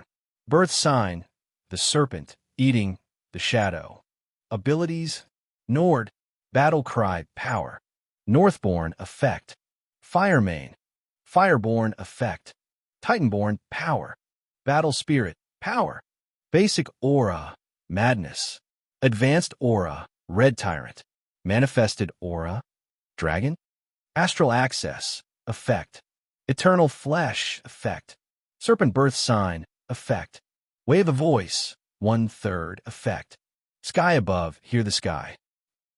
Ozidal's Genius, Effect. Gotfang Martial Style, Power. Enchanted Tattoos, 25%, Power. Chaos Infection, Power. Bardic Knowledge, Power. Secret of Arcana, Power. Knowledge of the Lost Secrets of Magic. Utilize the magicka of the world through mental energy for a period of time. Scholar's Insight, Effect. Gain more insights through studying. Seeker of Sorcery, Effect. Magic costs 10% less, and enchanting is 10% more effective. Blessings. Akatosh, Dragonborn effect. Dragon's fire power. Inner dragon. Krill. Shore effect. Heartbreaker. Weaker opponents submit faster while stronger opponents become weaker with time. On the other hand, losing resolve weakens you. Allmaker. Root of power power. Talos effect. Fortify Thursday 50%. Amulet. Old Man's Coin. Amulet. Kind. Stormchild effect. Shiagarath. Mad Champion power. Azura. Dawn's Beauty power. Bothia. Berserk power. Mephala. Golden Tongue power. The Shadow Stone. Hide in Shadows effect. Blur. The status may not provide anything beyond Jon's knowledge, but sometimes the augur has a deeper understanding of the inner workings of Jon's power. For example, Jon realized that his aura is starting to reach its final form, but he surely guessed it would be something draconic, but the system was sure of it. Other than that, he was still digesting large amounts of knowledge from the things he learned in High Hrothgar Temple to the forbidden tomes of Apocrypha. But here comes the interesting part. The inner dragon blessing of Akatosh, which mutated from the dragon affinity blessing of the totem dragon, is now showing its form. While still incomplete, it showed some information. Krill. Jon is sure that it is a dragon language word, and it partially means dare. The full word is Krylin, but there seem to be more words coming up. The second and the very interesting part is the newest blessing, the blessing of Shor himself. Now, if you're a Nord and ask who an Oblivion Shor is, you will receive a beating enough for this lifetime and a couple more. If you're truly ballsy and say the word Lorcan in front of Nord, that's more beating you shall get. For a partial person like Jon, Shor is Sheer, is Shazar, is Sep, is Coda, is Lorcage, is Lorcan, is Doomdrum, is the Totem Fox. The most arguable deity that pops up in all the known pantheons. He is the world creator, the dead divine, the ninth of the eight, the owner of the heart and the two moons. The Nord's most favored idol, and the whole reason the worship of Talos is a thing. In the beginning, the Nordic pantheon had a unique deity called Ysmir, a reincarnation of the dead Shor. Ysmir was many people before and always described as a mad warrior until that mad warrior reincarnated as Jalt Earlybeard, the man who would later become Tiber Septim. With Wulfharth returning from Sovngarde as he always does, Ysmir's title was passed to Tiber Septim, and thus, a dragonborn of the blood of Akatosh came in union with the essence of Lorcan. That when Talos was truly born. It was expected for both Akatosh and Talos to bless Jon, but for Shor to go out of his way and bless him as well. This is a massive sign. The blessing is called Heartbreaker, an ironic name for the Etiada who lost his heart. The function, however, is scary. Weaker opponents submit faster, while stronger opponents become weaker with time. On the other hand, losing resolve weakens you. This was the first blessing that had a downside, but for it to weaken stronger opponents, it sounded exactly like how tricky Shor can be. Still, this downside about losing resolve was also ironic. In the Nord mythos, it is said that in the war between the clan of Shor and the clan of LD, Oriel, Shor lost resolve when he gave up his heart to prove his innocence to Alderman. When Dibella remarked that Shor lost resolve, she was beaten by Tsun. It is said that after that, the war continued with Shor dead with no heart, and still continues in the Dawn era beyond the Veil of Time. Unofficial source. Shor, son of Shor. To sum it all up, in order to use this blessing effectively, Jon must dominate his opponents even more, and if his opponent is strong, he must drag the fight till he wins. But if he loses resolve, he will face the same consequence as Shor and get his heart broken. He either becomes a heartbreaker or a heartbroken. The fucking irony. As he was walking, Jon heard a faint laugh around him. He recognized the unpleasant voice and looked down at his shadow. Quit being a creep. Don't be harsh on me, partner. I only want what's best for us. That's what a creep would say. The voice faded, and Jon unamusingly sighed in his mind. Shadow would always love to creep out whenever Jon passes a milestone, as if he was waiting for something. Even though he is creepy, John can't deny the wisdom of Shadow and his uniqueness. But that's something John would want to dwell on now. He finally saw the end of the valley and signs of human activity. Two men among many stood out the most: Wolfer and Johnrad, with all the agents he brought with them. They all saw John coming down the path towards them, and their eyes widened and their breath was held. It is as if they saw a predator of a kind. Still, there was something different going on. John looked around, but he couldn't really put his hand on it, that of course, until the Nords around him started muttering, "Hail to a smear." John furrowed his brows, hearing these words. He was about to question what's going on, but even Johnrad and Wolfer spoke the words. "Hail to a smear. Hail to a smear."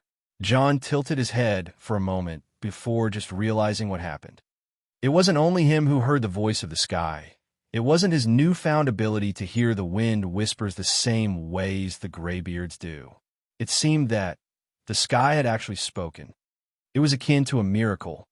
The Nord agents and the team were even about to kneel to him, but with just telekinesis, John stopped them from going down while shaking his head. No mortal should kneel to another. "Free her." John pointed at Delphine. The agents followed his command as if it is heaven given and brought her to him. John gazed toward his father, who was once a blade, and saw his look towards Delphine is a bit sympathetic. John didn't really want to let her go, but he can at least decide after hearing her out. "I heard you were looking for me, Delphine." John spoke via telepathy. Delphine seemed to have been in a state of uncertainty now that she witnessed what she witnessed. She infiltrated the dragon cult in order to expose them to Winterhold, and as a reward, they would let her meet the Dragonborn whom John Dare was harboring, but jokes on her and the whole world. John Dare is the Dragonborn. He has the ability, the authority, the knowledge, the background, the power, the money, the people, and literally everything he may so much desire. Are the heavens favoring this guy so much so they hand him the fate of the world as well? "Normally, I would have asked for proof that you were Dragonborn," she began speaking. "I know, but I don't have to prove anything to the likes of you." John replied, seemingly losing patience. "I believe that you really are Dragonborn. Believe me, I am on your side." To her remark, John rolled his eyes back and let out a long but faint breath. "I am a former Blade. The Blades are a sworn order of warriors that is dedicated to serving people like yourselves. You must know that. Knight Brother Johnrad Firemane is like that too," Delphine said as she looked to Johnrad. "I'm no longer a Blade. Nobody is a Blade anymore." Johnrad spoke with indifference. "But the oath. You guided him and protected him during the fight," Delphine wanted to retort. "Is it not expected from me to protect my son? This has nothing to do with me being a Blade." Johnrad replied. It seemed that there were two kinds of Blade remnants: those who no longer care about what it once was like Johnrad and Fultheim, and those who still carry their oath like Delphine. John had nothing against the Blades. Actually, he admired the order itself and considered it to be full of wonder and mystery, but sadly, and as all things, it came to an end. The Empire is no longer what it used to be. The world itself is no longer what it was. The age is turning. Even he, the Dragonborn, is the last. The whole ordeal was very sigh-worthy. Cut to the chase. John finally had enough of Delphine. He knows what she has in mind, but to corner her tight, he needs her to speak it. "All right," she replied in confidence. "I have tracked most of the dragons using the Dragonstone, as I'm sure you already did. What I found out is that the dragons aren't coming out from hiding. These dragons were dead for thousands of years, and they are coming back to life." John would give Delphine 5 performance points, but would deduct them again for being too outdated. Wolfer replied. "What?" Delphine seemed confused in a second. "So, you two have figured that out? If you at least stuck around Winterhold for a few hours, you'd have known this is public knowledge. The Temple of Kine updates the people on the news of the Dragonborn and the dragons." Mirren said in a ridiculing tone. "Yes, sister-in-law has taken full rights for any Dragonborn-related news to her temple." Wolfer added, "Then, if we agree on that, we can investigate the reason why the dragons are being revived." Delphine tried fast to regain the lead in the conversation. No one even replied. John turned around towards a valley he came from, and the rest had a funny look on their faces. You people, you know that too? Delphine seemed taken aback. Before you say anything, it is not the Thalmer, Wolfer said. Then, Delphine wanted to ask about what they know, but there was something else diverting everyone's attention. John hummed softly, but without much effort. The wind started to move with his breath. Something has caught his attention as he finally opened his mouth for his words to shake the world as he speaks. Show yourself. These words were directed to the mountain and the valley beyond. As soon as the echo was no more, two gigantic shadows were cast on John and his group of agents. Those who looked at the sky were in full alertness and tried to get ready for a battle they felt inevitable. Two dragons appeared. One landed not too far from John, the other kept distance in the back. These were Onakindrog and Trodruniak, two of the 4 dragons John fought yesterday. Drimyal Lok, Dovakian, Peace Fire Sky, greetings, Dragonborn. I came to speak. The great dragon, Onakindrog, showed himself directly to John. Hostility was there for sure between the two, and the fight can go off once again at the slightest wrong movement, but John kept his imposing domineer. Drim, peace. With this word, John agreed to converse with the mighty wise war lord, the golden Onakindrog.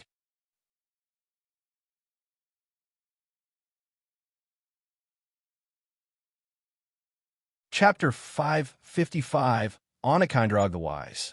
Happy birthday, everyone. Not me, not anyone in particular, but to Dragonborn Saga. On the 1st of August, 2018, I published the first chapter of this monstrosity, and I am quite proud of everything it has achieved so far. I am most thankful for every one of you guys, and I hope we all have another wonderful and successful year in our careers and hobbies. Red heart, red heart, red heart. One more thing, I took a break the last 5 days for Eid, and I was completely away from internet and civilization. I may also take another break this month because of my PhD exam, so writing may get a bit slower. Sorry big time. Will you talk to me, Dovakian? I said I will. A man and a dragon stood face to face in a gathering of mortals and another dragon. The sheer pressure of the two entities was so suffocating for the wildlife in the range of a mile to flee in terror. John stood tall in the ebony mail and held the Daedric halberd, which can harm any dragon. Opposite to him was the golden Onakindrog, strategist of the Horde of Alduin and one of the mysterious pillars of the dragon cult. John and Onakindrog exchanged deep looks into one another. Normally, a dragon would see through any mortal just with a glance. Onakindrog turned his eyes and saw worry in Jonrad, readiness in Wolfer and Mirren, firmness in Delphine, and fear in the rest. But John was impossible to see through. On the other hand, John exactly knew what Onakindrog was trying to do. The way the dragons can tell what the mortals feel is a sense of intuition that is harnessed by reading the sounds of hearts. If you know what people's heartbeats sound like when they lie, when they are afraid, when they are at their bravest, you can simply not only predict but manipulate your opponent. Onakindrog was plotting to overpower John by threatening him and playing mind games, but John's heart was as if immovable. And for a second there, a sound was heard audibly. Babdum. It was as if a heart was bursting with power. John's heart went through the trials of flame and frost, and now that he reached the Thunderheart stage, he made those around him tremble with only a heartbeat. Onakindrog was just taken aback by what he heard and felt strangely uncomfortable being seen through by a mortal whose age wasn't even 1% of his own. You said you're speaking. Will you keep this folly for too long, or should we just skip to fighting? John spoke. Patience. You seem eager for fighting, Dovakian. Is it your par? Your desire? Onakindrog finally started talking. Eager? That doesn't even half describe it. John walked even closer to Onakindrog and showed hostility. I will tear through everything and everyone who stands between me and Alduin, and if you want to know my desires, you should have done a better job knowing me first before coming after me. Vatsa. True. We were also eager to deal with you, Dovakian. Do you know what kind of creature you are? Onakindrog asked. Sure, a member of the Homo sapiens race, known commonly as humans. John replied with a cheeky answer. Oh, but you are so much more, Dovahkian. Do you understand the origins of dragons and the Dragonborns? The reason why scourges like you were made? Huh, call me names now? Fine, I know the reason and the duties of the Dragonborn. I know the origins of your kind and the dragon's sin of hunger. Sin? You call Balak. Our hunger, you call as sin when you had no faintest idea what it all meant? Onakindrog seemed rather offended by what John just said. John raised his arms and shoulder, gesturing that he doesn't know and doesn't care, but the look on his face displayed mockery. How can a dragon say to a human that they don't know hunger, even though from the days they were born, humans were hungry, were mortals? Hunger is mortality in the dragon's logic and too many other myths that surround the creation. In the past, the dragons experienced mortality, thus they ate Akatosh and many other spirits in order to gain their current immortal selves. Alduin himself is fated to eat the whole world if he desires to do so instead of ruling it. As a member of the mortal races, I don't find anything wrong with the death you so much fear. Death gives life meaning. May, fool, what meaning do demise and defeat accomplish? As I thought, you're dangerous. Let me tell you what a Dragonborn really is. Scourges like you are no heroes, no saviors, no champions. I admit that dragons are not perfect, just as you mortals, but a Dragonborn, he is the worst of both worlds. Oh, John raised his eyes up and seemed interested in this remark. Please, elaborate further. Desires are what drives both Jor and Vojor, mortals and immortals, but only those who are wise enough are able to resist the temptations. For Dragonborns, they have the worst traits of mortal kind and the worst of Adaf. Dovahkian are selfish, power-hungry, fearful of death, desire dominance, and have terrible powers. Bormahu, Akatosh, was unwise to hand his power to mortals without holding back. Truly unwise. Onakindrog said. John rubbed his chin and nodded. But you are making it as if I am Mirik. He replied. We fought the dragon slaver for many bitter years. He killed those he couldn't enslave and took the weak of us under his rule. He was a terrible example of what a Dovahkian can be. Tell me, Dovahkian, what makes you different from Mirik? Me? Different? Not at all. John shook his head. I have no love for the Dragonborn who refused to end Alduin once and for all and chose to abandon the people and be his own king or something. Still, I get to have all the power he had. I would do it without thinking. So, power-hungry, that's a thing you admit, Dovahkian. Onakindrog seemed annoyed by John's honesty towards himself, even in public and in front of his enemies. I just don't imagine anything good this conversation is achieving, Dragon. On one hand, you're trying to blame me for being what I am, and on the other, you are acting as if you are in the right. John locked his arms together, demanding an explanation. What wrong am I in when the only thing I do is defend my kind? Onakindrog argued. Is that so? So you're saying that the best way to defense is offense? Then why are we having this conversation? Don't you already understand? I failed to know who you are, to predict you. It is only natural for me to come directly to the source. And what stops me from sticking this halberd in your nose all the way to your brain? John murderously asked. You are injured and not completely healed. I am in a better position. There will be no better moment to take you on except right now. There is nothing to stop you if you wish to fight. But do not warriors prefer to exchange words with their foes before a bitter battle? I'm not that kind of warrior. Then yet again, I was mistaken and my curiosity got the best of me.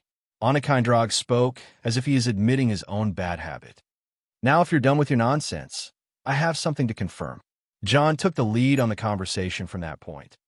As if knowing what John is about to talk about, Onakindrog showed a hint of carefulness. Aside from the fact that you somehow found out about my real identity, and you even looked around for all the enemies I made all around Skyrim, making them your cult, am I mistaken to assume that the plan to attack Winterhold, to be more specific, the targeting of my family, especially my wife, was your idea all along. John's question was different from the argument Onakindrog was dwelling around all that time, but from the look of it, the dragon didn't deny what John said. Vatsa, correct. It was me who wanted the demise of your loved ones, Dovahkiin. Onakindrog said it bluntly. The situation seemed to have reached its dead end. Everyone following John knew exactly what it meant to target his family. John would raise oblivion itself to face such a crime. All right, but the words that John replied with were devoid of any anger or hate. John was simply unshaken to the point where it was difficult to understand him. Even Onakindrog didn't predict that at all. Normally, I would kill you where you stand. Those who try to harm my family before were only pitiful losers who saw no hope of getting after me. However, I don't understand you. In the case of my wife, was it because of her powers? John asked. The dragon seemed very careful with his following words, so he chose to give a half-assed answer. Yes, but not entirely that, he said. John nodded and asked one more question. So my family, you weren't aiming to hurt me, but you still had a sinister plan in mind. Mind if you spill the beans? That would not be advantageous to me. I see. John nodded. If my family's demise was your goal, and it had nothing to do with revenge, then you must have simply wanted me to lose rationality. Losing it in my case can prove dangerous, since I would act based on hatred. This means you wanted my quest to be about revenge, rather than being about saving those who I care about. I see. A man who lost everything won't care for anything. I would simply ignore the other people who are suffering because of the dragons and look for the fastest way to kill the one who I would blame for losing my family. Alduin. John smiled as if not believing his own analysis, then looked at the dragon in front of him. So all you were aiming for is to break me as a person and drive me to a quest for revenge against Alduin. If he kills me, he would achieve his fate, but if I kill him... Ha ha ha, you sly old lizard. John laughed. You wanted me to ignore most of the dragons and directly kill Alduin.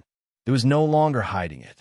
John is too much of a monster when he starts profiling something in his head, and from the looks of it, Onakindrog wasn't denying it at all. Roar. On the other hand, Trodronic spread his wings and flew closer to John and Onakindrog. That's not true. Onakindrog, this is not what you were planning, he said. John and Onakindrog seemed to be completely focusing on one another, ignoring the tantrum Trodronic was throwing. Thuri, you can't possibly be betraying Alduin. Trodronic pressed further, causing Onakindrog to reply. That's enough, Trodronic. He spoke. Impossible. Why would you turn your back on Alduin? The dragon Trodronic was having a hard time believing what he was witnessing from his direct superior. Yes, Onakindrog. Why don't you tell us the reason? Even John seemed demanding, yet not forgetting to add his smug touch. Even Onakindrog would be pressured by such firmness. On one hand, there is an age-long ally whom he risked the lives of 2 other dragons for, and on the other, there is the bitter enemy of all the Dov. My true intention was to cause the demise of you Dovahkiin alongside my brother, Alduin. If you want to know why, then simply understand it is the only way. Onakindrog spoke. The only way for what? Trodronic asked. To save your scaly ass. John seemed to have caught up on Onakindrog's reasoning. He wanted to save all the dragons from the rock in the hard place. In other words, Alduin and me. It all made sense to this point. Onakindrog wanted to destroy John's family in order to darken his heart and send him over to Alduin. With the 2 monsters on each other's throats, they would put each other down for good, and the dragons would be free from both their ultimate slayer and their dominator. In a sense, it was a very realist and simple plan. If John were so much to lose a single loved one to dragons, he would have rushed his campaign and went to face Alduin right at the moment. How do you feel about Alduin? Finally, John asked a strange question. Onakindrog was in a way shocked by this question. In a sense, it was as if someone asked him something he can't even fathom the answer to. Who is Alduin to Onakindrog? A brother? A commander? A tyrant? He was everything. There was no way Onakindrog would forget what Alduin, who was once a hero to all dragons, did. The first brother Alduin, the second brother Parthernax, the third brother Onakindrog, the fourth brother Kungasvern, the fifth brother whose name is a secret. Those 5 were legends among the dragons ever since they were but wandering spirits. When the hunger came, and when mortality and death threatened everything by the emergence of Akatosh, who put the second after the second and the minutes into hours, there was only the Black Prince to stand up for Akatosh. It was Alduin who first dug his teeth into the hide of Akatosh and tore his spirit apart, then the wandering spirits followed. The hunger turned to madness as the wandering spirits ate and ate until they devoured many parts of Akatosh and even other spirits. It was then when the wandering spirits transcended mortality and stood above all else as the eternal dragons and the supreme life form. To Onakindrog and many others, those were the days. But now those days are gone. Now, Alduin is nothing but an old bitter tyrant. And much more, there is one thing that Onakindrog the Wise hates in both Jon and Alduin, and it was the basis of his answer. Alduin, you, Dovahkiin, I feel about you just about the same. Onakindrog said, you two are the worst kinds of dragons above all else. You two are mad. Heh. Jon disdainfully laughed. There was no more to say. Onakindrog came to know Jon, and he knew him. Jon listened to Onakindrog, and he realized what kind of dragon he is up against. Interesting.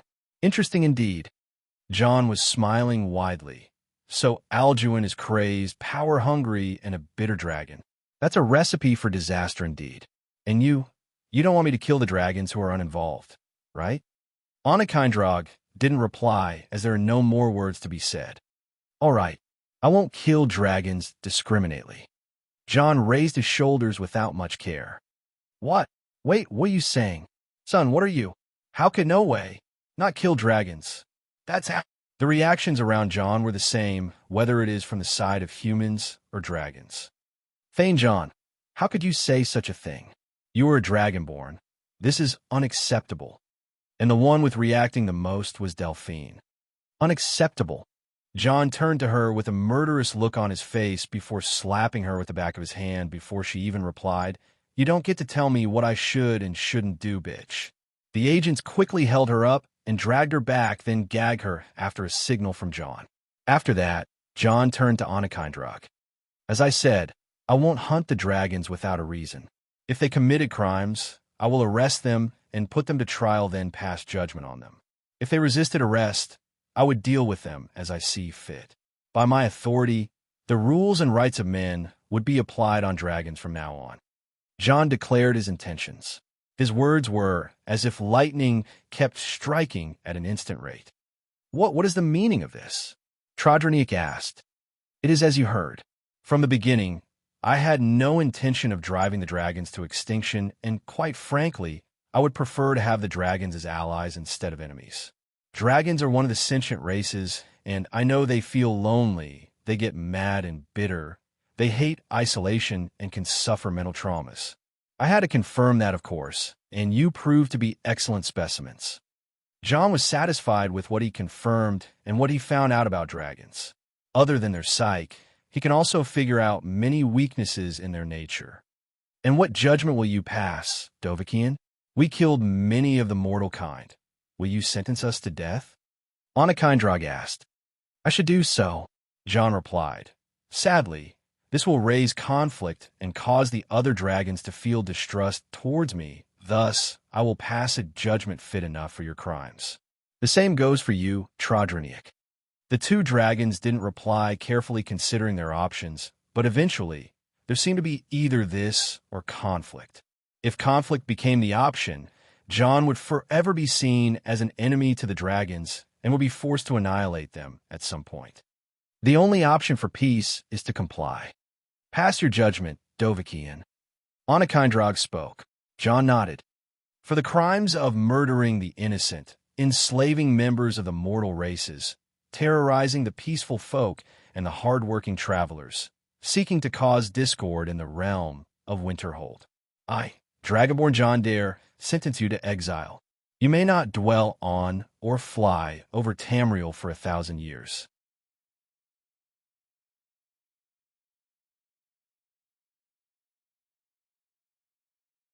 Chapter 556, Operating in the Dark. Finals begun. Chapters begun. I am back. 3 days later, Rift 10. Hurry up, we'll be caught. I can. Swoosh swoosh. 2 arrows made a murderous sound as they targeted 2 individuals only to miss them by a hair's width each.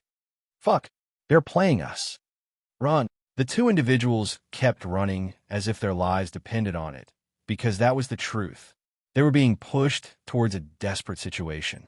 They knew their pursuers weren't actually out for their blood, but when they stood their ground last time, they lost a member of their crew. The 2 thieves desperately ran out of options except to go from the alleyway to the streets, but they were well aware of how dangerous this would turn out to be. The guard are looking for them everywhere, and now they have this crazy guy after them. It was infuriating, but when they were finally running out of options, a glimmer of hope appeared before them. In a corner of the city, there was a small house that wasn't used by anyone that much, and according to the rumors, no one lives there. Honeyside Manor. The desperate thieves ran towards the manor and kicked the door together. 2 kicks from an adult Argonian and an adult Imperial should easily knock open any door, but for some unknown and mysterious reason, the door kicked back. In actuality, it was someone who kicked the door from inside before the thieves kicked it from the outside, which resulted in blowing the thieves away. Rift 10. Tremble in fear, for I am back. A morbid presence came from behind the manor's door as the owner of the leg stepped after lowering his head to pass from the door. He was terrifyingly large. It didn't take the thieves a second glance to see the man and turn tail running away towards the streets and getting caught by the guards the moment they were seen. The man who went out of Honeyside Manor kept looking at the scene and trying to figure out what just happened. Did his presence really cause Rift In to tremble in fear? Sorry, I guess. John shook his shoulder, not bothering to figure out what really happened. Don't be. Those assholes deserved it. A voice replied to him from a masked woman who stood above the roof of the manor. John looked up to see the woman stepping over the edge of the roof and jumping towards him. He simply received her without any trouble, and as their bodies collided together, John held her firmly from her, and brought her even closer to him. Looking at her eyes through the mask on her face, he smiled and slapped her, but cheek once. Solid buttock, squishy boobs. Only my jelly psycho has such a flexible figure. Jelena rolled her eyes upwards as she entertained John. If she is lucky, she may have him tonight all for herself. You're visiting without a notice, she said. I just missed you and had some free time on my hand. He replied, Fine. Can you stop doing what you're doing in public? She looked around, trying to warn him about the spectators. Let them watch and die from envy. John replied with a cheeky smile, making Jelena smile back. Ahem. Hey there, Johnny boy. Fuck off, Delvin. TSK. The fucking brat. Just don't go Starker's middle of the goddamned road. John was already out of mood just by hearing Delvin, so he let Jelena down and faced his old friend. No love for your elders, you sad brat. Have you looked at the mirror? Not again. Exactly. John laughed and shook hands with Delvin, who was all friendly all of a sudden. How was the guild doing? Like shite. That bad. You won't even hear the end of it. Goddamn robbers and mercenaries are even running after the little we have. Hola, hola. John didn't understand the situation. What exactly are you up against?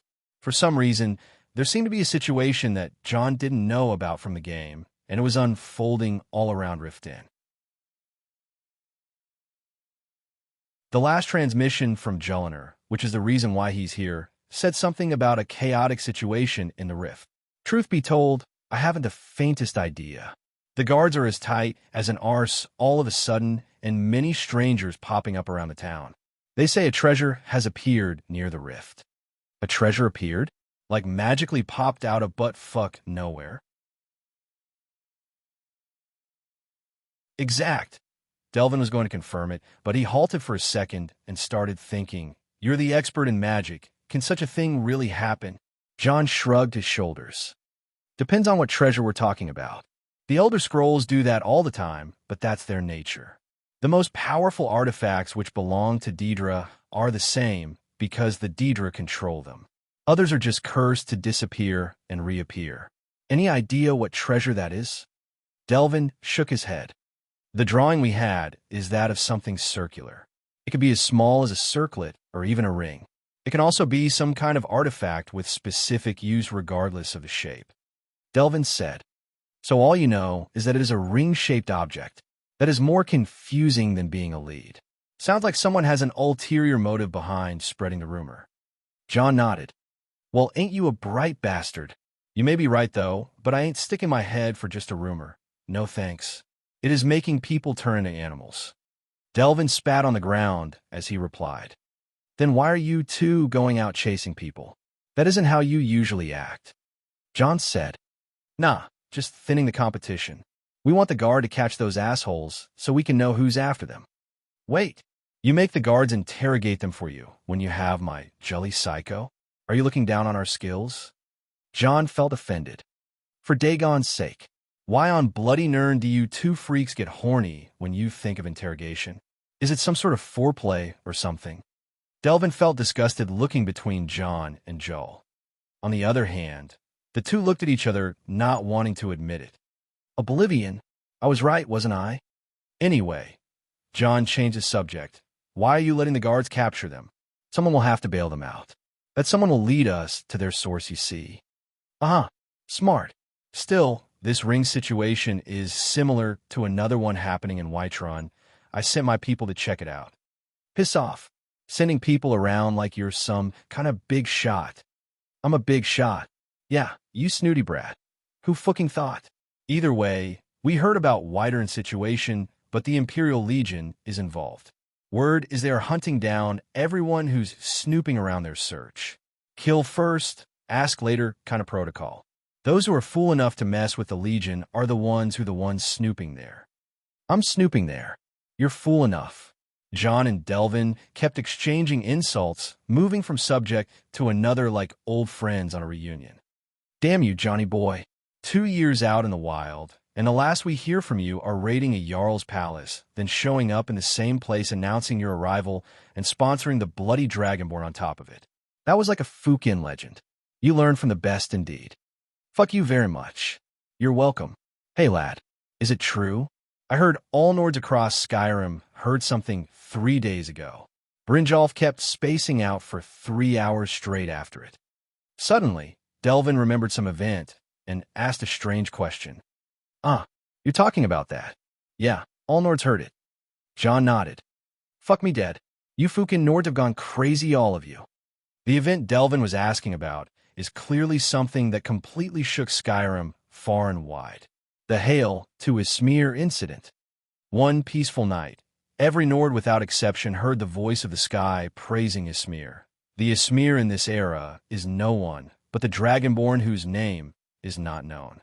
Hail to Ismir, 3 nights have passed since then, and the shock was like never before. Many Nords flooded to Winterhold looking for the Dragonborn since then, which forced John to run away after dealing with so much trouble. To simply summarize what followed, every Nord in Winterhold was out there looking around for John's identity and making trouble for John, who is guaranteed to be the only knowledge of his identity. If not for Alina's wisdom, John would have had to answer to all the fanatic Nords who were there to join the Dragonborn regardless of political allegiance. Alina's foresight led her to open a new section in the Temple of Kine, called the Corner of Ismir, to receive the blessing of the Dragonborn. In actuality, it was a shrine made of a real dragon skull that John reluctantly spared to entertain the visitors. Those who saw it were filled with awe and went on a fervent state of worship. Thankfully, John managed to keep his identity a secret, and even with Anakindrog knowing of John's identity. It even seemed that Anakindrog kept John's secret in order to stop the dragons from recklessly challenging him. With the agreement between the two, Anakindrog accepted the exile judgment and left Tamriel. Of course, this exiling situation was still starting as a rumor. All in all, John confirmed to Delvin that the voice of the sky has indeed spoken and greeted the Dragonborn in the name of Ismir. A miracle that is causing an uproar all across the 9 holds. All right, smartass. Nor to going head over heels to know the name of the man you're hiding. Who knows how long you will keep a secret? People are paying us to go find out who's your guy. I'm not hiding him. That's his will. The only man I'm hiding is down here. John pointed at Lil John. Huh, 20 years, and you haven't grown up one fucking year. Never mind. I'm off now. Miss Julliner, be seeing you for the next job. See ya. John and Julliner watched Delvin leave, and they looked towards each other mischievously once again. Nice mask. John pointed at the mask she's wearing. Julliner took it off and handed it over to John. Catatosker's mask is a heavy responsibility. It is as notorious as the cowl of the gray fox itself. She said, Keep it. I'll take it back when I need it. Catatosker is a Rift 10 exclusive identity. Keep the reputation to the standards. I understand. She nodded. So, your report. That report, right? Okay, where to start? Start with Delphine. John said, All right. She left Rift 10 yesterday with the elderly man known as Espern. I assume they will reach Winterhold a week or two. She used the chaotic situation in Rift 10 and slipped into the Ratway, killing a lot of Thalmer in the process. Bitch is hateful, but she has some skill, I give her that. After the situation with Onakindrog unfolded, Delphine was extremely upset at John accusing him of not being true to his title as Dragonborn. John had to beat the living shit out of her. Then he told her about Espern, another ex-Blade agent in hiding in Rift 10. He told her she can go save him if she wants to, and he won't involve himself with them. Though happen opposite to the game, where Delphine sends a player for Espern, not the other way around. This Espern is a Blade scholar and a friend to Johnrad. Also, he is one of the most knowledgeable people of dragons, and John wanted something very specific from him. Fine, it seems that Delphine can at least be this useful. What about your duty in the guild? I'm doing fine. Keeping an eye on Mercer is nothing hard. Also, I'm hearing about a sabotage operation Brynjolf wants to give me regarding Golden Glow Estate. It is mentioned in your notes that I must take it. Yes, don't miss that one. That's about the guild. I'm also keeping an eye on Mercer Fry and Maven Blackbriar. Jolly good work. I am curious about this treasure that appeared, so I'll be snooping around Rift Inn and traveling between the other holds. The defeat of the Wise Dragons will stir up Alduin and his goons, so I'll be highly active these next few days. Hee hee. I'll see you a lot then. We can have as much fun as we want all alone. Julliner laughed gleefully and stuck closer to John. That's what you think of? All right. You have been a good girl lately, so I don't mind rewarding you. John hugged her tight and whispered to her. Yay! John carried Julliner over his shoulder and entered the manor, only him and her. Not minding the neighborhood, the two animals of pleasure moaned and screamed until the next morning.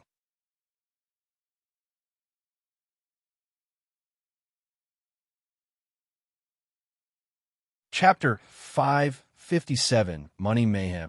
Okay, so in the past month, I had a ton of patrons coming and going, and big thanks to everyone who stuck around. Really appreciate it. You're lovely and awesome, and the reason I do this. I'm also having a hard time to single out every new patron, so this is a general thanks to you awesome people. Also, regarding the links, there is this site called Linktree, which gathers all my links in a single place with one like.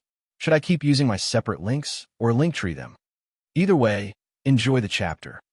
It is almost the end of year 201 of the 4th era, and Skyrim was the hottest topic of the entirety of Tamriel.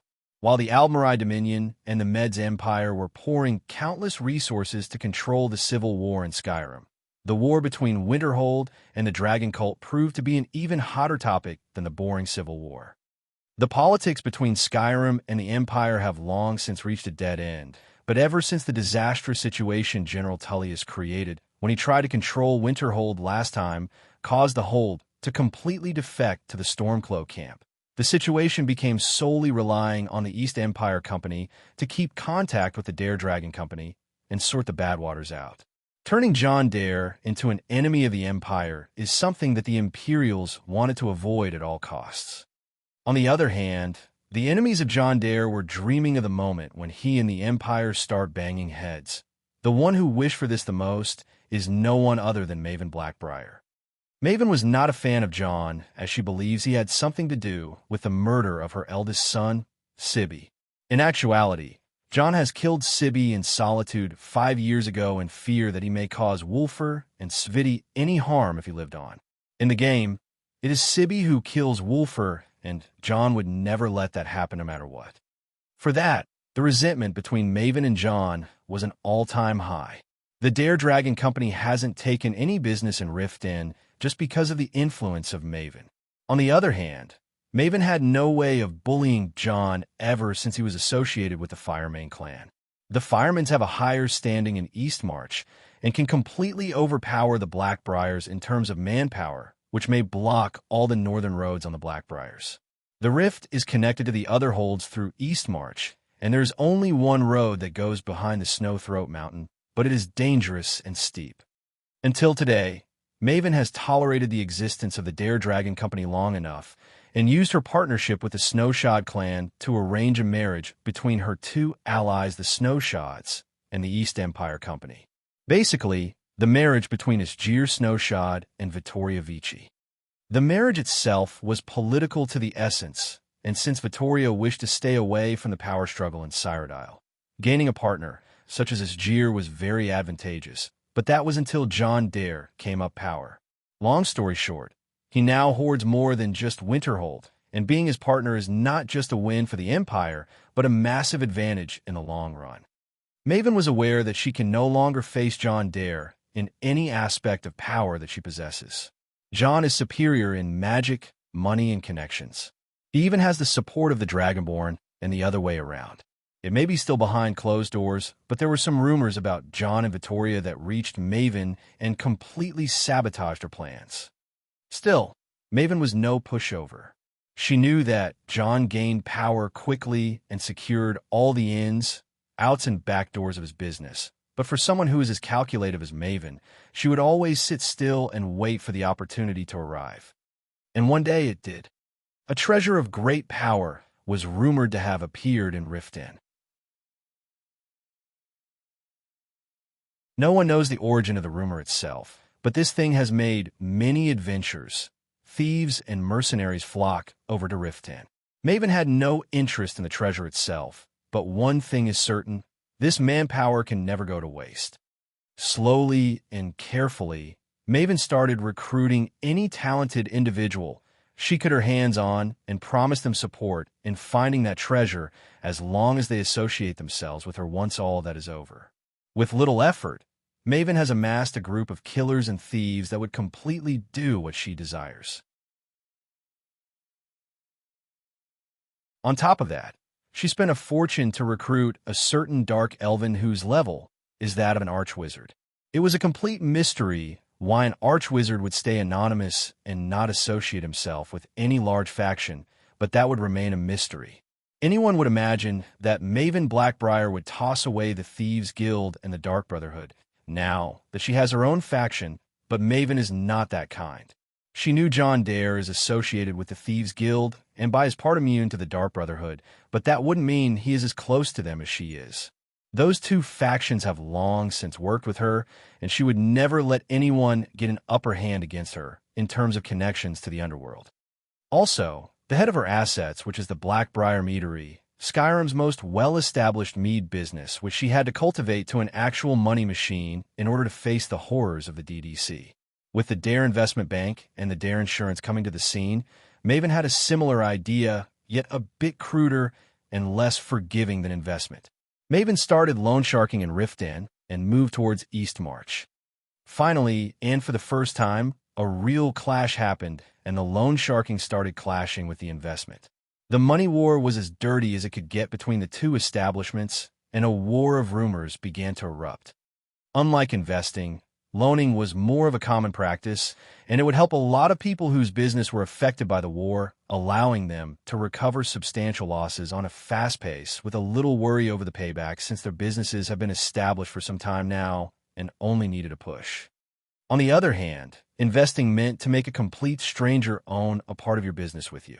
Not only does it mean that there will be someone who takes a cut from your business forever, but it also means that there will be an extra opinion regarding everything you want to do to your business. In other words, and in a simple glance, taking a loan is more advantageous than having an investor, and that's how Maven was defaming John's investment business in Eastmarch.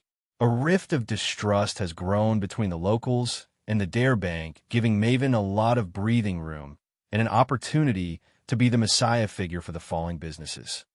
But life always has its ways to kick back, and karma is one hell of a bitch. Just like the Blackbriar mead, which was very expensive for a liquor, the loans Maven gave had scary interests. On the other hand, those who associated themselves with the Dare Bank not only received advantages, but were exempted from taxes whenever they do business with Winterhold. Actually, being a partner with the Dare Bank meant having every advantage the DDC has in Winterhold.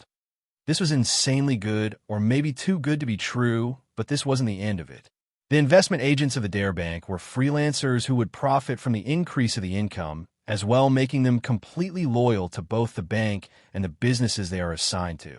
The agents showed a level of tact and skill worthy of high-caliber merchants, giving themselves and the business owners a great opportunity to expand as small capitalists in their regions. Maven had to counter that by forcing her associates to just do better. She tried to copy the style of the Dare Bank and send agents of her own to help the businesses make more profit, but their lack of the spirit of capitalism made them pale in comparison to the true essence of money-making. And that was just the beginning of it. John's bank has had those advantages since day one, but since he took notice of Maven, he started to fight back with advantage. An interest-free loan was simply a money giveaway to the ears of some once John announced it. This whole basis of loaning was only available for investment partners and was meant to help them for long periods. Also, the idea of profit sharing and loss bearing made the whole investment contract feel more trustworthy. Also, the publicization of the price/profit ratio started to generalize and set many prices in the regions of Winterhold and Eastmarch based on an obvious system of price tags designated by the agent, DDC, to connect between the merchant and the customer. This meant that the Dare Bank is basically the ringleader of everything that can be traded Eastern Skyrim. While John was having the Dare trading control most of the trade routes, this didn't mean that Maven was incapable of competing with him in terms of handling the goods. It was difficult to move independently with those two massive scale companies facing one another, but Jarl Ulfric didn't stop them at all. The competition has actually made Eastmarch benefit greatly now that the money of both Winterhold and Riften started to flow in Windhelm. This winter was bound to be very prosperous for Eastern Skyrim and would tilt the war to the Stormcloak's favor.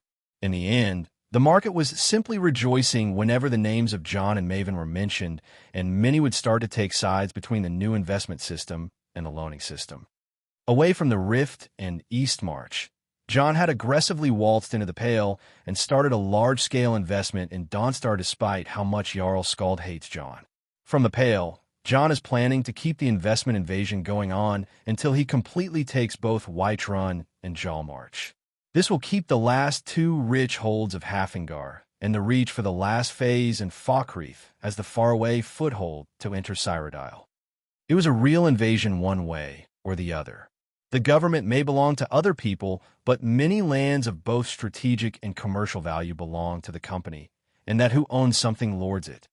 I feel that Riften will need a little shaking to completely yield to the company.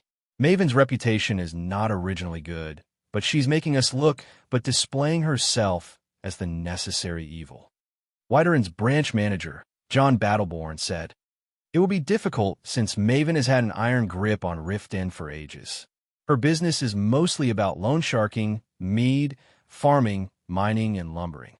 If we want to take her down, we should take them one by one." Elishka replied, "The best way to take Maven down is to harm her associates slowly. Lucky for us, she had one of her associates' honey farms partially burn a week ago.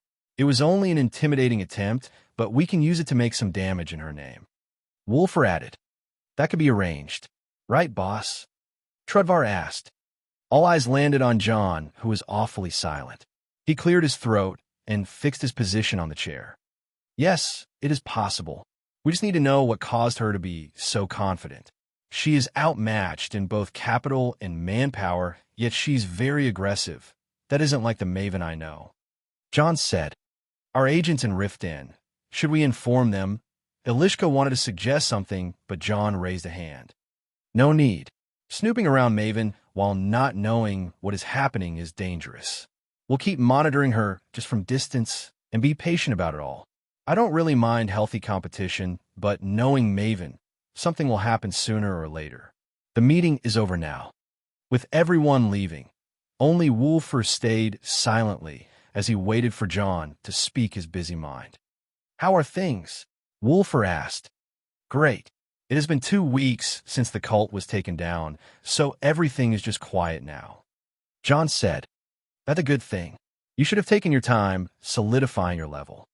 Wolfer said, indeed, it is taking a bit longer than expected, though. I think it is natural. You have made a big jump this time. I don't think anyone can overpower you now, even with just skill. Who knows? John shrugged his shoulders, then changed the subject. How are the stuff I give you? John's question caused Wolfer's face to darken. Son of a bitch. Wolfer cussed with obvious anger at John. The equipment you had were top grade. No one in the whole world had stuff as good as them, yet some fucking how you managed to destroy them in a fight. Calm down, bro, calm down. Sheesh.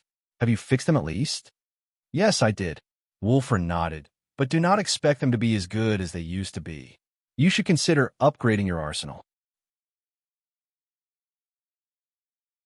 All right, at least the helm is usable, right? John asked. That's the only thing. Wolfer nodded. The helm of the Dragonborn is in perfect condition. I also salvaged this pair, the boots of the Apostle. In front of John, Wolfer started lining the equipment he can use.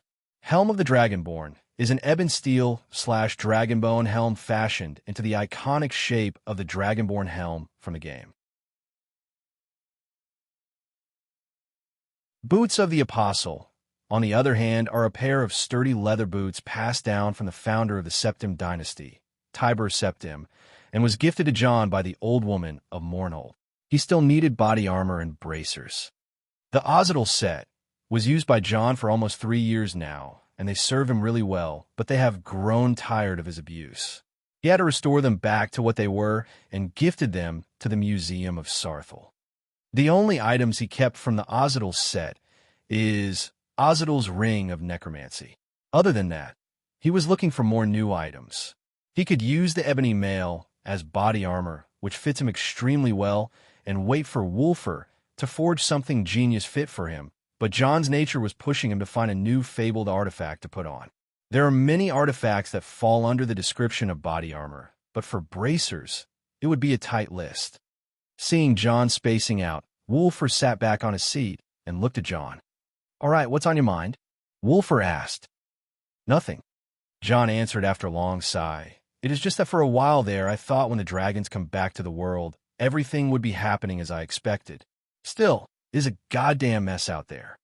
Wolfer brooded in emptiness for a while.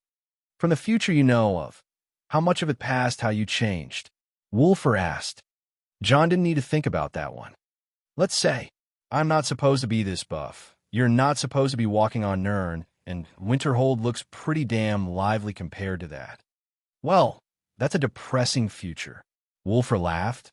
I think you did a pretty damn job this far then. You gotta be proud of what you did. Others don't worry about the damn future as much as you do. Quit being a wuss. Wuss your ass. Anyway, which future is making you act like that? Wolfer asked the right question at last. As we heard, there are 2 treasures that are making people lose their damn minds. John noted. Those ones in Rift Inn and Whiterun? What about them? I don't know. They seem like a big deal, but I know nothing of them. So is that, huh? Well, if you don't know about them, no one else will help, I guess. Wolfer shrugged his shoulders and then had an idea. Would you like to go look for that treasure in Whiterun together? John considered it for a bit, then shrugged his shoulders. I'm pretty busy. Unless it is something important and I have a solid lead, I don't have any intention of wasting time. Oh, but you won't be wasting time. Wolfer stated. "What's on your mind?" John asked. "Remember that last time we went on a boys' night out?" "Which time?" "That time. That time." "Yeah, that time. That time we went drunk shitless in Solstheim and made both Shiagarath and Sanguine proud." "Indeed. But I see nothing good coming from that." John hesitated. "Come on, it would be you, me, and the rest of the boys." "What the worst that can happen?" Wolfer asked. "What's the worst that can happen by getting drunk in Whiterun? You have no idea." In the end, John agreed for a boys' night out. Historians recorded that this decision by John Dare altered the course of history maybe a few times in one night.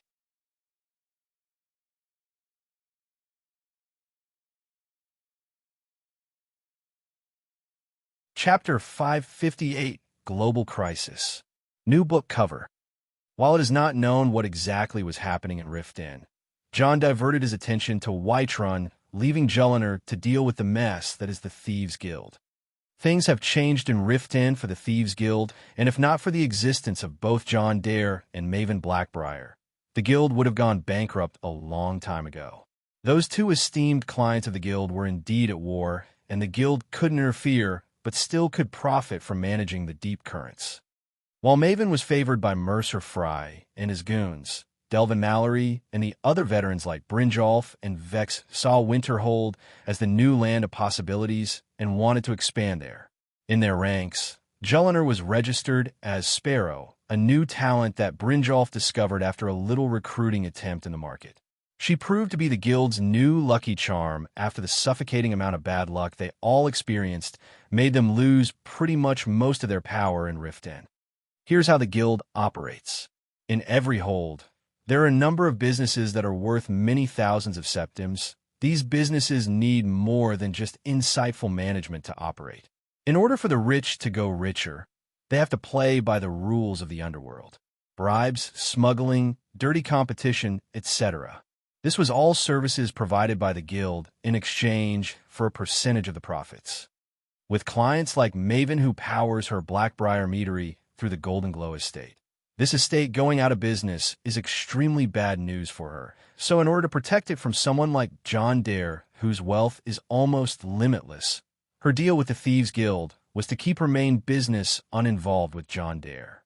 The guild also keeps an eye on every unlawful business inside Rift Inn, even though they were losing control lately. Scumma dealing, prostitution, blackmailing, arms dealing, client protection, workers' extortion, contraband, gambling, black market, and forgery. In other words, they're the main pillar of the crime community. Jelliner had a clear mission regarding the Thieves' Guild. Only a few knew that Sparrow is Jelliner, and in the meantime, she operated as a thief and secured many vital information for John, mostly about Maven and his other competitors.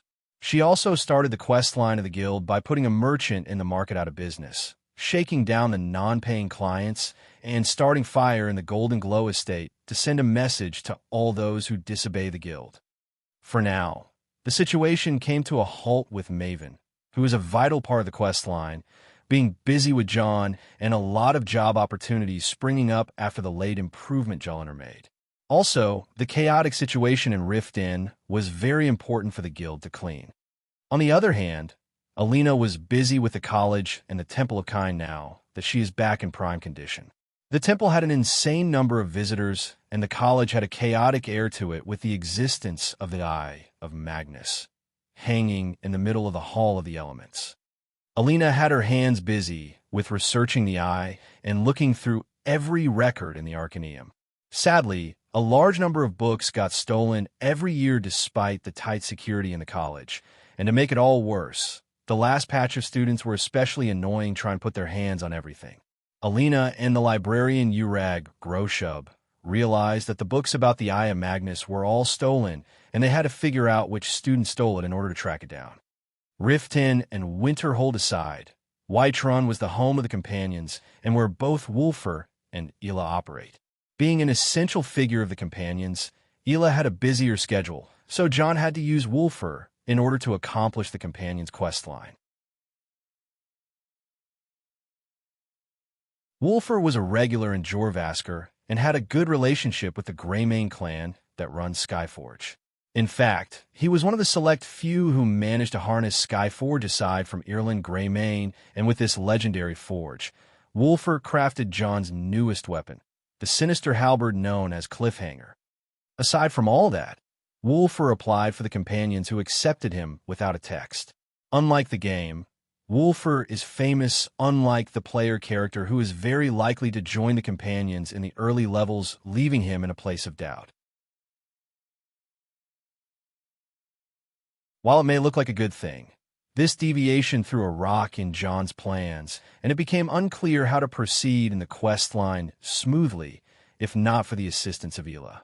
Jon had to give her a role to play, which made the companions give Wulfur the easy jobs in order to start the quest line one way or another. With those 3 quest lines up and running, Jon was happy to say that he can have 3 of the 4 game factions in his pocket.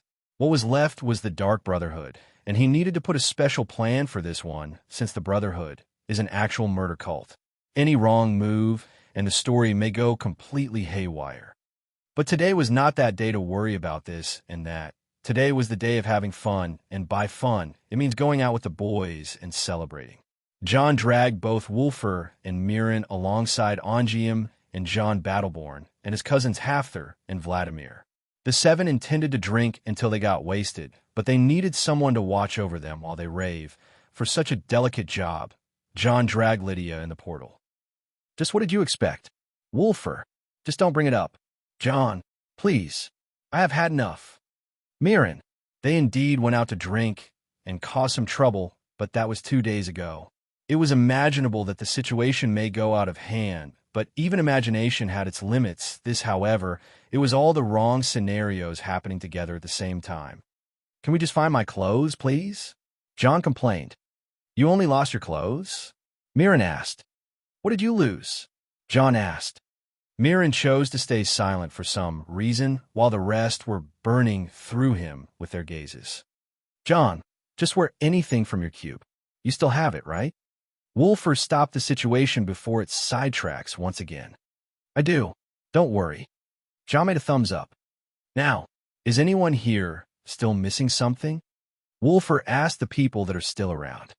Mirren and Jon kept silent. Jon Battleborn shrugged his shoulders. Vladimir smacked Hafthor on the head before he snorts another bottle of moon sugar. Ongium just sat there staring at nothing. Zykel was still trying to recover. Lydia was helping him fix his broken wing. Nefertiti was lazing in the shade of the fort's tower after snorting a legendary amount of catnip, and Barbas was trying to break his way out of the cage Jon put him in with the captured bandits. As mentioned before, a lot has happened. Shouldn't we be worrying about what the Stormcloaks and the Imperial would do now? Mirren asked. I thought we managed to frame the bandits and the giants for last night's situation. Jon said, do you think any sane person would believe that some bandits and some giants were playing, throwing boulders together? Mirren asked. I do, and at least nobody died, right? Jon asked. 2 armies, Mirren spoke, running out of patience. What? I don't know what you're talking about. Seeing Jon and Wulfur looking away, Mirren stomped the ground from frustration. Don't act like you don't remember. You 2 almost annihilated 2 armies last night. The Stormcloaks and the Imperial will surely know that 2 drunk lunatics were behind the failure of their assault on this fort. Mirren shouted. Oh, that was us, Wulfur nodded. The team of hangovers is now in Fort Greymoor, not too far from Whiterun City. To summarize how they are now occupying this fort, it all started last night when they were all dead drunk in the Giants' camp between Whiterun and Greymoor. How they arrived at the Giants' camp is a different story. No one realized that the Stormcloak Army and the Imperial Legion had started an operation to take over Fort Greymoor that night in order to secure Whiterun City. If the fort falls to the Stormcloaks, it means that they will be able to isolate Whiterun from the west and take it. If the fort falls the Legion, it means that Whiterun's standing will remain the same. Originally, Fort Greymoor was occupied by Whiterun troopers and guards, but a month ago, the skirmish between the Stormcloaks and the Legion exhausted the resources of the fort, and it soon fell to bandits after some of the guards defected from service. Some bandit chef took it over and started extorting the travelers, but both the Stormcloaks and the Legion had plans to take him down. Last night, these plans overlapped together, and it happened that the nearby peaceful giants were dragging the mess when a mammoth was killed. John and the others were crashing at the giant's place for some reason while being completely drunk, and so they got to participate in the mess as well. With the Stormcloaks on one side, the Legion on another, the bandits in the middle, and the giants waving their clubs in anger. The 7 drunk boys couldn't miss the chance, seeing that the two armies have even brought siege equipment like catapults and mangonels. John and Wolfer were so excited and drunk that they decided to enter a competition with you guessed it, the catapults. John snuck to the battlements of Fort Greymore and secretly joined the bandits, then started breaking chunks of the fort and threw it at the catapults across the battlefield. Wolfer and the others remained with the giants and started picking up large boulders and throwing them at John. With those superhumans playing around in a drunken ecstasy, the two armies started running around for their lives after experiencing a rain of boulders and, of course, getting all their catapults broken down. It was strange how it ended with John competing with his friends at a game against actual catapults, but it somehow ended in his favor and the fort half gone, lying in pieces around its original location. But none of that was the actual problem. John laid on the ground and gave out a long sigh after finally finding new clothes. Feeling decent at last, John said as he fixed his clothes, but soon he looked at Zykel and remembered what happened. What should we do about Sanguine? At this rate, the whole world shall notice what happened.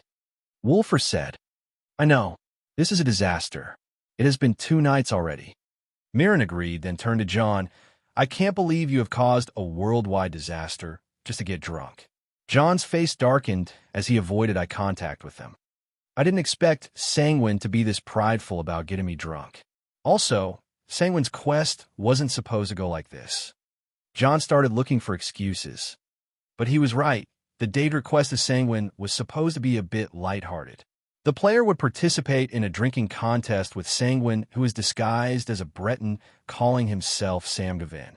After the contest, the player would wake up in Markarth after breaking into the Temple of Dibella, figure out that he stole a goat and sold it to a giant, figure out that he got married to a Hagraven, and figure out that Sam Gavin is Sanguine and he is somewhere in Eastmarch, then get a reward for entertaining the Daedric prince. That is what was supposed to happen. What actually happened was John taking his gang into Whiterun and directly looking around for Sam Gavin, then asking him for a drink strong enough to make him drunk. After the last breakthrough, John acquired a high tolerance to alcohol, making it impossible to feel the slightest of dizziness. It was an absolute deal-breaker to him, but he thought he would manage somehow. Sam Gavin used every liquor at his disposal to try to affect John, but it almost felt hopeless. Even the avatar of the Daedric Prince of Alcohol was feeling dejected that every known alcohol didn't work on John's high tolerance. What was left was to get creative, and Sam Gavin had to resort to extreme measures.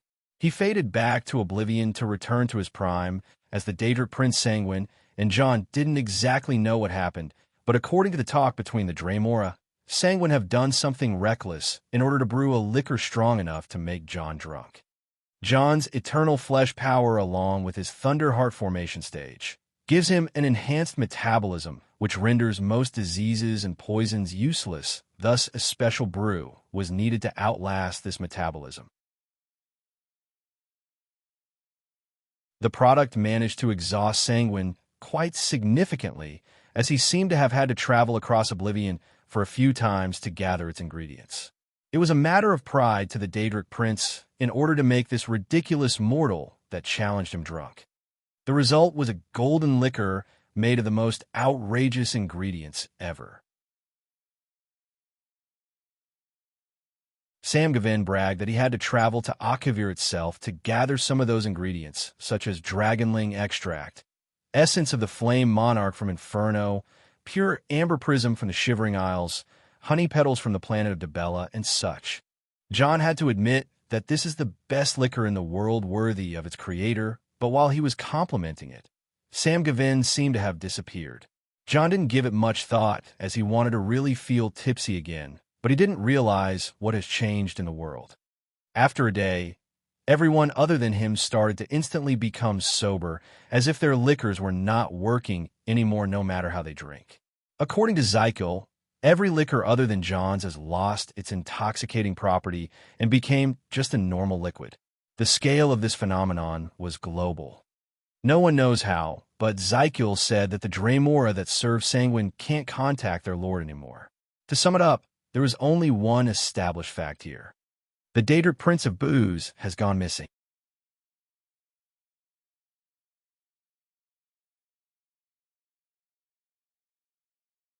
Chapter 559. This is a robbery. The new all-in-one. Next 3 chapters in Discord on https://linktr/Donovel. So, where did Sanguine disappear to? To answer this question, a few things needed to be taken into consideration. First, Sanguine is the Daedric Prince of Dark Desires, which fairly extends from the smallest nasty pranks to actively indulge oneself into serial killing. Any sort of dark indulgence, there would be the path of Sanguine. Getting drunk and doing all manner of drunken atrocities is part of the list as well, and here's where the problem lies. John was having problems with drinking since his metabolism can deal with most poisons, let alone alcohol. Thus, Sanguine promised John to make him the drink, which will get him completely hammered. Second, the way Sanguine made contact with John was through his avatar, Sam Gavin, as Daedric princes can't manifest on Tamriel without the help of a mortal medium, especially in the late 200 years after the Oblivion Crisis. How or where do they find mortal vessels is beyond John's knowledge. The other avatar he met before was a Breton called Theodore Gorlash, who was an avatar of Sheogorath who came and acted as a Gothi at his wedding. With little to know, John wondered how he would embark on a journey to rescue a Daedric prince so that everyone else can get drunk. My Thane, I suggest you give up. You are under obligation to report what just happened here to Jarl Balgruuf as one of the duties related to your badge of office. John, who was lying on the ground in the middle of the yard of Fort Greymore, looked back at her and furrowed his brows. Lydia, since when have you been here? John asked, having trouble remembering some side details from yesterday's mayhem. It was safe to say that Lydia just kept looking at him without even blinking. The passive-aggressive look in her eyes kicked some memories back into his hung-over head as he remembered some woman with black hair following along through the mayhem. She was never drunk or anything. She was just observing. Since the beginning, huh? All right. Is everyone ready to go? Where to, my Thane? After Sanguine or Sam Gavin or whoever knows any clue about this shit show. Aside from you, Master Mirren and Master Wolfer, the rest haven't still recovered from that alcohol. Even Mistress Nefertiti is like that. Lydia pointed at the nearby tower where Nefertiti was experiencing a mental breakdown. Human. No. Human. Why? I ate my human and I don't feel bad about it. What's going on? Why am I walking upside down? Seeing her in her human form, lying on her back and fighting her illusions, John felt a little apologetic about it. That's not liquor, it's catnip, he said. I will contact Mistress Alina and ask her for instructions then. Lydia seemed determined to bring this ordeal to an end. All right. John held his swinging head and stood up waving at her, I have a head for 100. Listen, take the passed out ones home. Leave me with Wolf and Mirren, and I'll do something about Nefertiti. Whistle girl, get down here. No, I still hear Homan. I'm not pregnant, right? And low. Nefertiti held her head and started screaming and kicking around. What should I tell Mistress Alina about your future whereabouts? Lydia asked. Mistress Alina this, Mistress Alina that? Why do you keep threatening me as if you're holding some sort of advantage? John turned to Lydia with an annoyed face. On the other hand, she faintly and mischievously smiled, but hid that smile away in the same instant. Not fast enough for John not to notice thought. You little. John felt betrayed by his housecarl, but there wasn't a thing he could do about it. Lydia was under instructions from Alina to keep tabs on John all the time he's out for fun. All right. He gave up, Tell Alina I will go save the world by looking for a missing Daedric prince whose sphere is fading, or else every liquor maker in the world will run out of business, capice? Understood, my thane. John instantly summoned pride and opened a portal for Lydia, who started carrying Vladimir, Hafthor, and the rest of the passed-out gang. Before she could say anything, John came from behind her and lightly pushed her into the portal before closing it right away. Good Lord above. Now we can think straight. John looked around and walked to Mirren and Wulfer, who were still holding their heads. Remember that Oblivion tour we were talking about? It is happening, gentlemen. Saying that so bluntly, the other two looked at him with heavy heads. Some other time, please. Yes, not now. The two seemed to be out of energy just from rampaging last night. Their hangover was even worse than John's, whose recovery was abnormally fast. He collected the depressed Nefertiti and waited an hour until his friends were able enough to listen to him after consuming a few bottles of hangover remedy. John wasn't sure what exactly had happened, but he recovered a normal bottle of alcohol, and no matter how much the others drank from it, they didn't even get a little bit tipsy. On the other hand, the liquor brewed by Sanguine was still potent enough to make John feel worried about smelling it. So, you're telling us that Sanguine made this whole mess by giving you a liquor that ruined all the other liquor in the world? Wulfer asked. Then you got a word from Oblivion that the said Daedric prince has disappeared after using up too much power? Mirren continued. That sounds about right. John agreed. And that, Wulfer pointed at the cage nearby. The three turned around for a cage made of reinforced metal, the same kind John uses for his Daedric experiments. In that cage, a small dog was sitting innocently dangling his tongue and whining from time to time.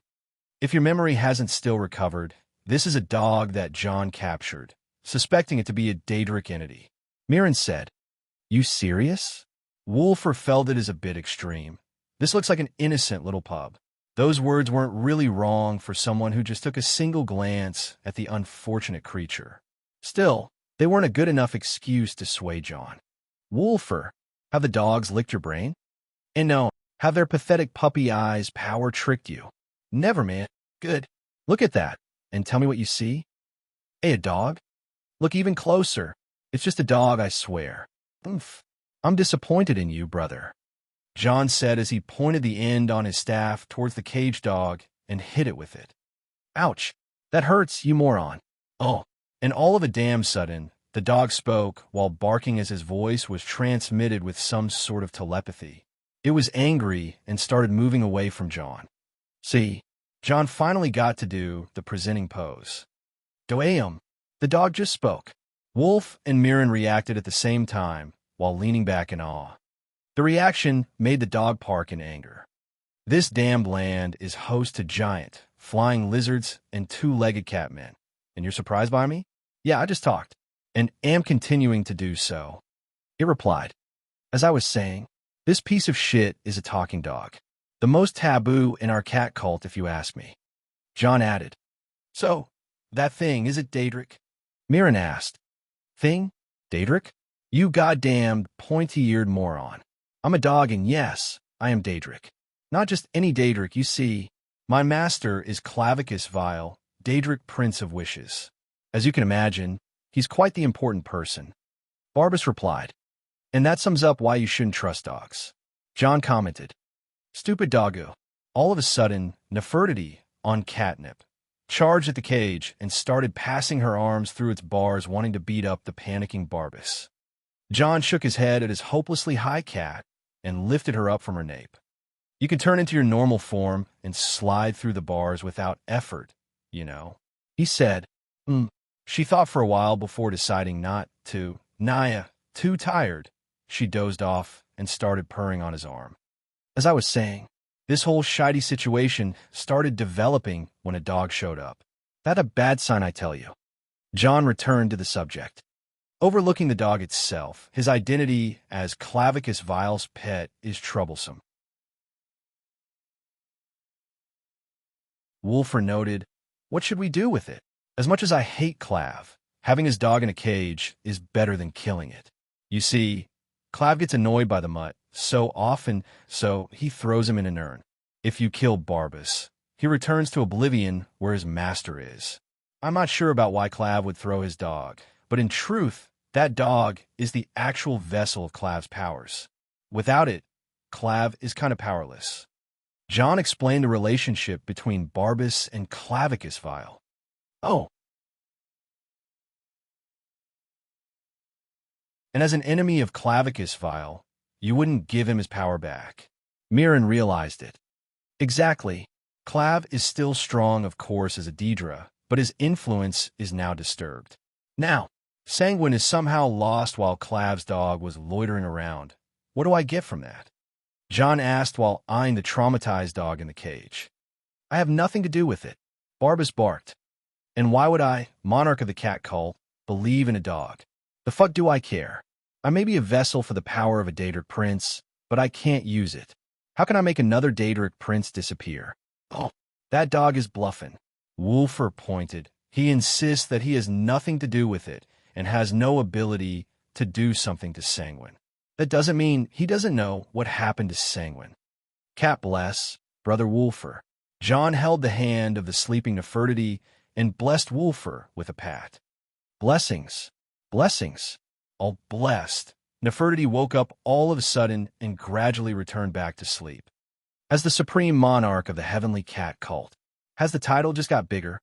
Mirren, I suspect this dog to be conspiring against Sanguine.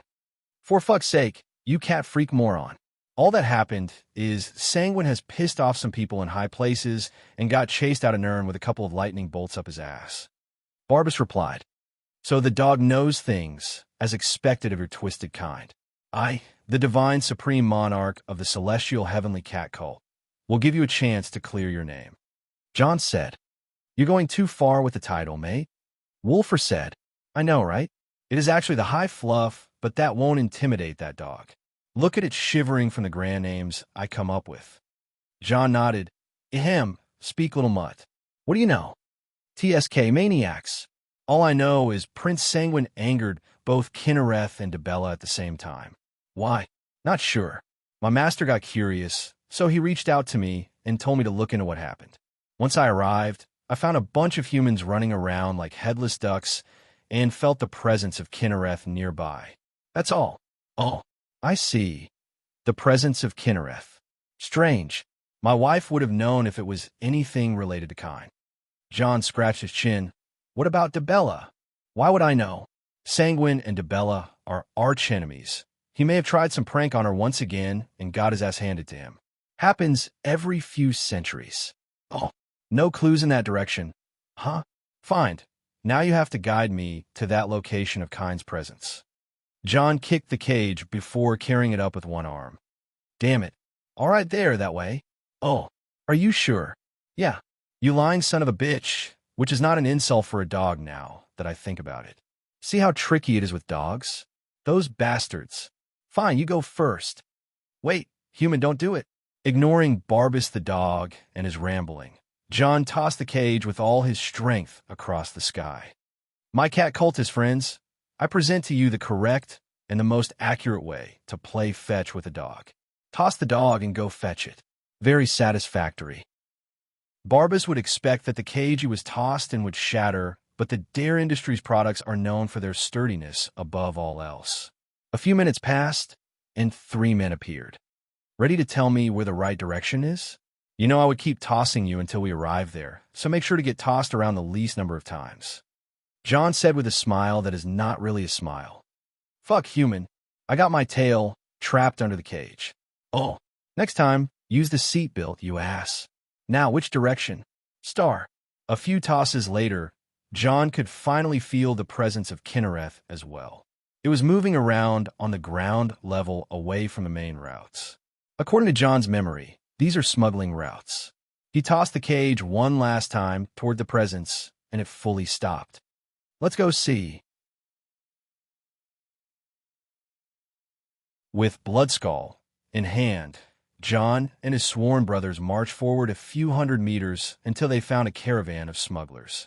Red Guards, Imperials, Argonians, and some elves. Exactly the kinds one would expect of a smuggler's caravan.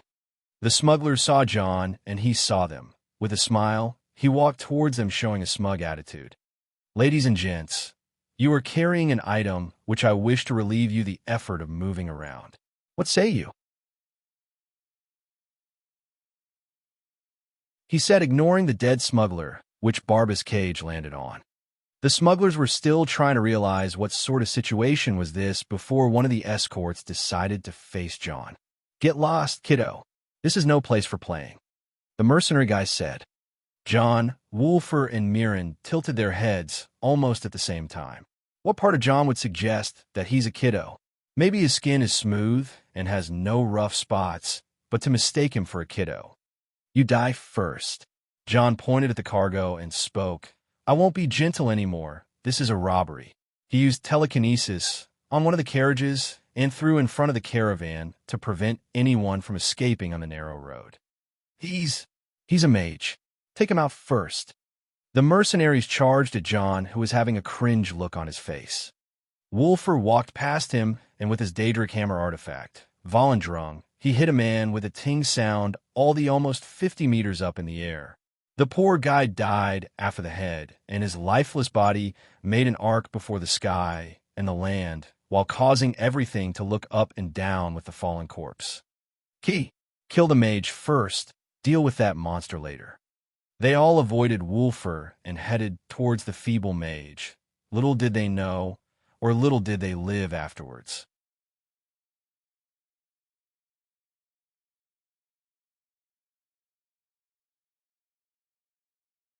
Chapter 560, Gypsy. Next 3 chapters in Discord on https://linktr.ee/Donovel. In a robbery, it was forget about punching people down till they submit. John just took out his sword and started waving it around like a maniac. This was fun while it lasted, he said, wiping the blood off his body.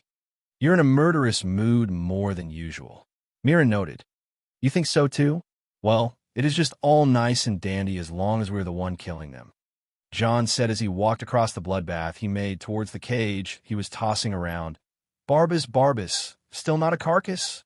Kicking the cage, the dog inside of it tried charging at the metal door with its eyes unnaturally red. The moment he bit the steel cage, he could almost break a part of it with its unnatural power, but it soon died down. Whining. Arg. My teeth. Barbas felt like it bit on something that negated his Daedric energy almost instantly, which caused it great pain. Dare Industries. John knocked twice on the cage. Best in the world. My master will hear of this. Depending on it. John held the cage and tossed it on the side. He then started rummaging through the items which the smugglers had. Man, robbing people on the highway could be this fun? It is bringing back some nostalgic memories. John said. You never robbed people on the road before. Wolfer said. Yeah, but you wouldn't get it. Entering a dungeon and leaving behind a trail of naked bodies. That the loot everything sec for you back when I was still a noob. Hey, look what I found here. Mirren called from the other side of the massacre. John and Wolfer looked at his directions, only to find him coming over with a chest, putting it down. What's that? John asked. Don't know. Loctite, magic sealed, a very masterful lock at that. There are imperial insignias all over the chest as well. Mirren said. Locks. Haven't picked those in ages. John took out the skeleton key, and with a click, you are an embarrassment to keykind. The chest was effortlessly opened anyway. What was inside of it was an ancient and bland, if not a bit crude, cuirass plate armor piece. Mirren also found a note beside the armor and took it out to read. Honor General Tullius. The Imperial Logistics Center in Cyrodiil has split in its opinion to support your plan in order to get closer with the Dragonborn in Skyrim. Whilst the war and the Dragon Crisis, some of us believe it is not the safest of times to bring out the national treasure of Cyrodiil, while others say that in these times of great need is when our treasures are to be put to use. Both the Emperor and the cult of the Ancestor Moth are in favor of the latter opinion, while you can guess how the Synod and the College of Whispers reacted. Here is what it is. The Empire agreed to send the treasure to Skyrim, but for the love of the Eight, make sure it doesn't get stolen again. Kinnereth guides you, H's. Mirren handed out the letter to John, who made sure of its authenticity. The Empire's national treasure? That sounds like trouble. Wolfer said, but it was meant to be delivered for our boy here. Mirren pointed. If General Tullius was truly thinking of me so sincerely, I think I may actually blush. John said and laughed, but soon returned serious again. I feel like we walked in an ambush, though. Hearing John saying that, the two looked left and right with their weapons drawn. It is a figure of speech, you morons. John said. Oh, sorry. Think about it. Rumors fly around about a treasure missing in Whiterun. The greediest person in Skyrim, that's me, surely won't resist and come across this sincerely written note and treasure.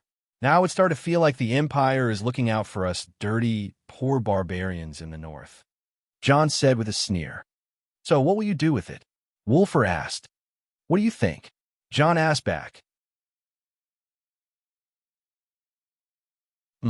The armor is ancient, like really ancient. A Leshan Empire.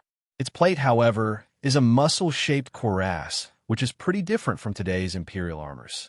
The quality, on the other hand, is insanely good. Not even Skyforged steel can damage that. Wolfer's evaluation was both right and scary. Such armor? And the Empire was keeping it gathering dust in some vault? No wonder they are a bunch of morons. Mirren said, Not necessarily. This armor is cursed. Wolfer added. So they're giving us a cursed item? Nope. I'm sure even the Empire with all its might can't remove that curse. Wolfer laughed. This armor is only allowed to be used by those who are worthy. Seeing that it has the influence of Kinnereth all over it, I am pretty sure you can guess what artifact is this. Mirren was still confused, but John bit his lower lip while deeply thinking. If the guess is right, then General Tullius and the Empire are desperately sucking out for the Dragonborn. We can't still assume that this armor is that thing we have in mind. John said. What will you do then? Wolfer asked. It is time to activate our trap card. John's reply sounded confusing at first, but he looked at Mirren right away and cleared the confusion. I am not talking about you this time. Oh, right, good. Mirren nodded. A change for the better, I guess. John put 2 fingers on his temples and started casting telepathy. In a faraway location, someone received his signal. Oh, hello there, honey. How are you doing? Just woke up? A girl's night? TSK, now I am envious. Me? No, I was a good boy, totally. Yeah, nothing happened. No drunken rampage, no grand-scale destruction, no siege battle busting, no trail of dead bodies, not even kicking dogs around. Yes, I was a good boy. Mirren and Wolfer looked at one another and decided to stay clear of John once they returned to Winterhold, or maybe rat him out before they are suspected to be accomplices. Listen, honey, me and the boys were just running around doing absolutely nothing wrong when we stumbled upon this Imperial treasure that is meant for our dear old Dragonborn. It has the signature of Kinnereth all over it. Yes? No, nothing happened, nothing of the sort. We just found it minding its business. I think you can help with it. I'll deliver it to you. Great. Oh, its identity. He. John laughed as he turned around. I think we just stumbled upon the Lord's mail. After the armor was delivered to Breezehome, where Alina would come later to collect it, our 3 freaks of nature sat outside the Bannermere Inn. Well, we found the Imperial treasure, which was keeping everyone on their toes. What will you do? Wolfer asked. If Alina can lift the restriction on it, we will declare that the Dragonborn is the one who found it. If she can't, then it is useless. I'll put on display anyway. John decided. What about the sanguine situation? Mirren asked.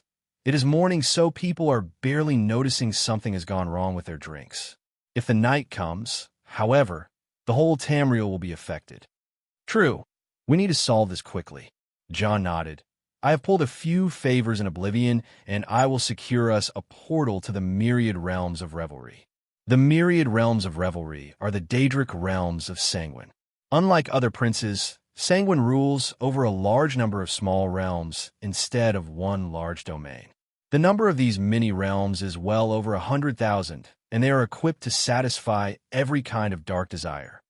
Sanguine is also known to host the parties of the other Daedric princes, making him extremely popular among the other princes. He would also throw a party for any reason, like the 400th anniversary of Sanguine's dog learning to play dead. While it is fun and pleasure, the dark side of this prince is extremely scary, since it is diverted from the mind and the pleasures of mortal. Imagine a serial killing, a molesting, a mutilating, or any sort of stomach-turning practice. Sanguine will happily provide and patronize. John and the other two started coming up with various strategies in order to deal with whatever surprise they may come across, and waited for a certain individual to arrive. A few hours passed, and when the sun started setting, a short woman walked in the inn and looked around. She was wearing too little to call proper clothing, but she didn't seem to mind it. Her short hair and extensive accessories and makeup made her stand out visibly, but she gave off the impression of a witch, which is exactly what she is. However, the moment she saw John sitting outside under the shed, she walked to him with a wide smile and showing off her feminine charms. Her short black hair, her scandalous sense of fashion, her black lipstick, her fragrant perfume, it was all just right to give every man looking at her direction quite a hard time. She came forward and stood between John and the table as he leaned back to allow her in. Just so, she slid between his legs and sat on his left hip, sliding with her buttock closer to him. She leaned forward, making the scandalous upper garment she wore expose her upper half to only him.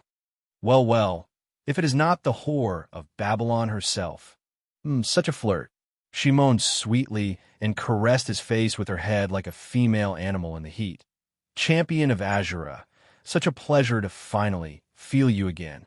Get off, he coldly spoke, leaking a bit of his aura on the process. The oppressive aura of the tyrant felt like a bucket of cold water over the head of every single individual who was present in the scene. All the males nearby returned to their senses, and the women started glaring between their men and the temptress who just walked in. Get out of here, slut. This is no whorehouse. On top of that, even the innkeeper came to shoo the bitch away with her mop. It's all right, Hulda. She's just a courier, John said and turned to the temptress, and we're about to leave.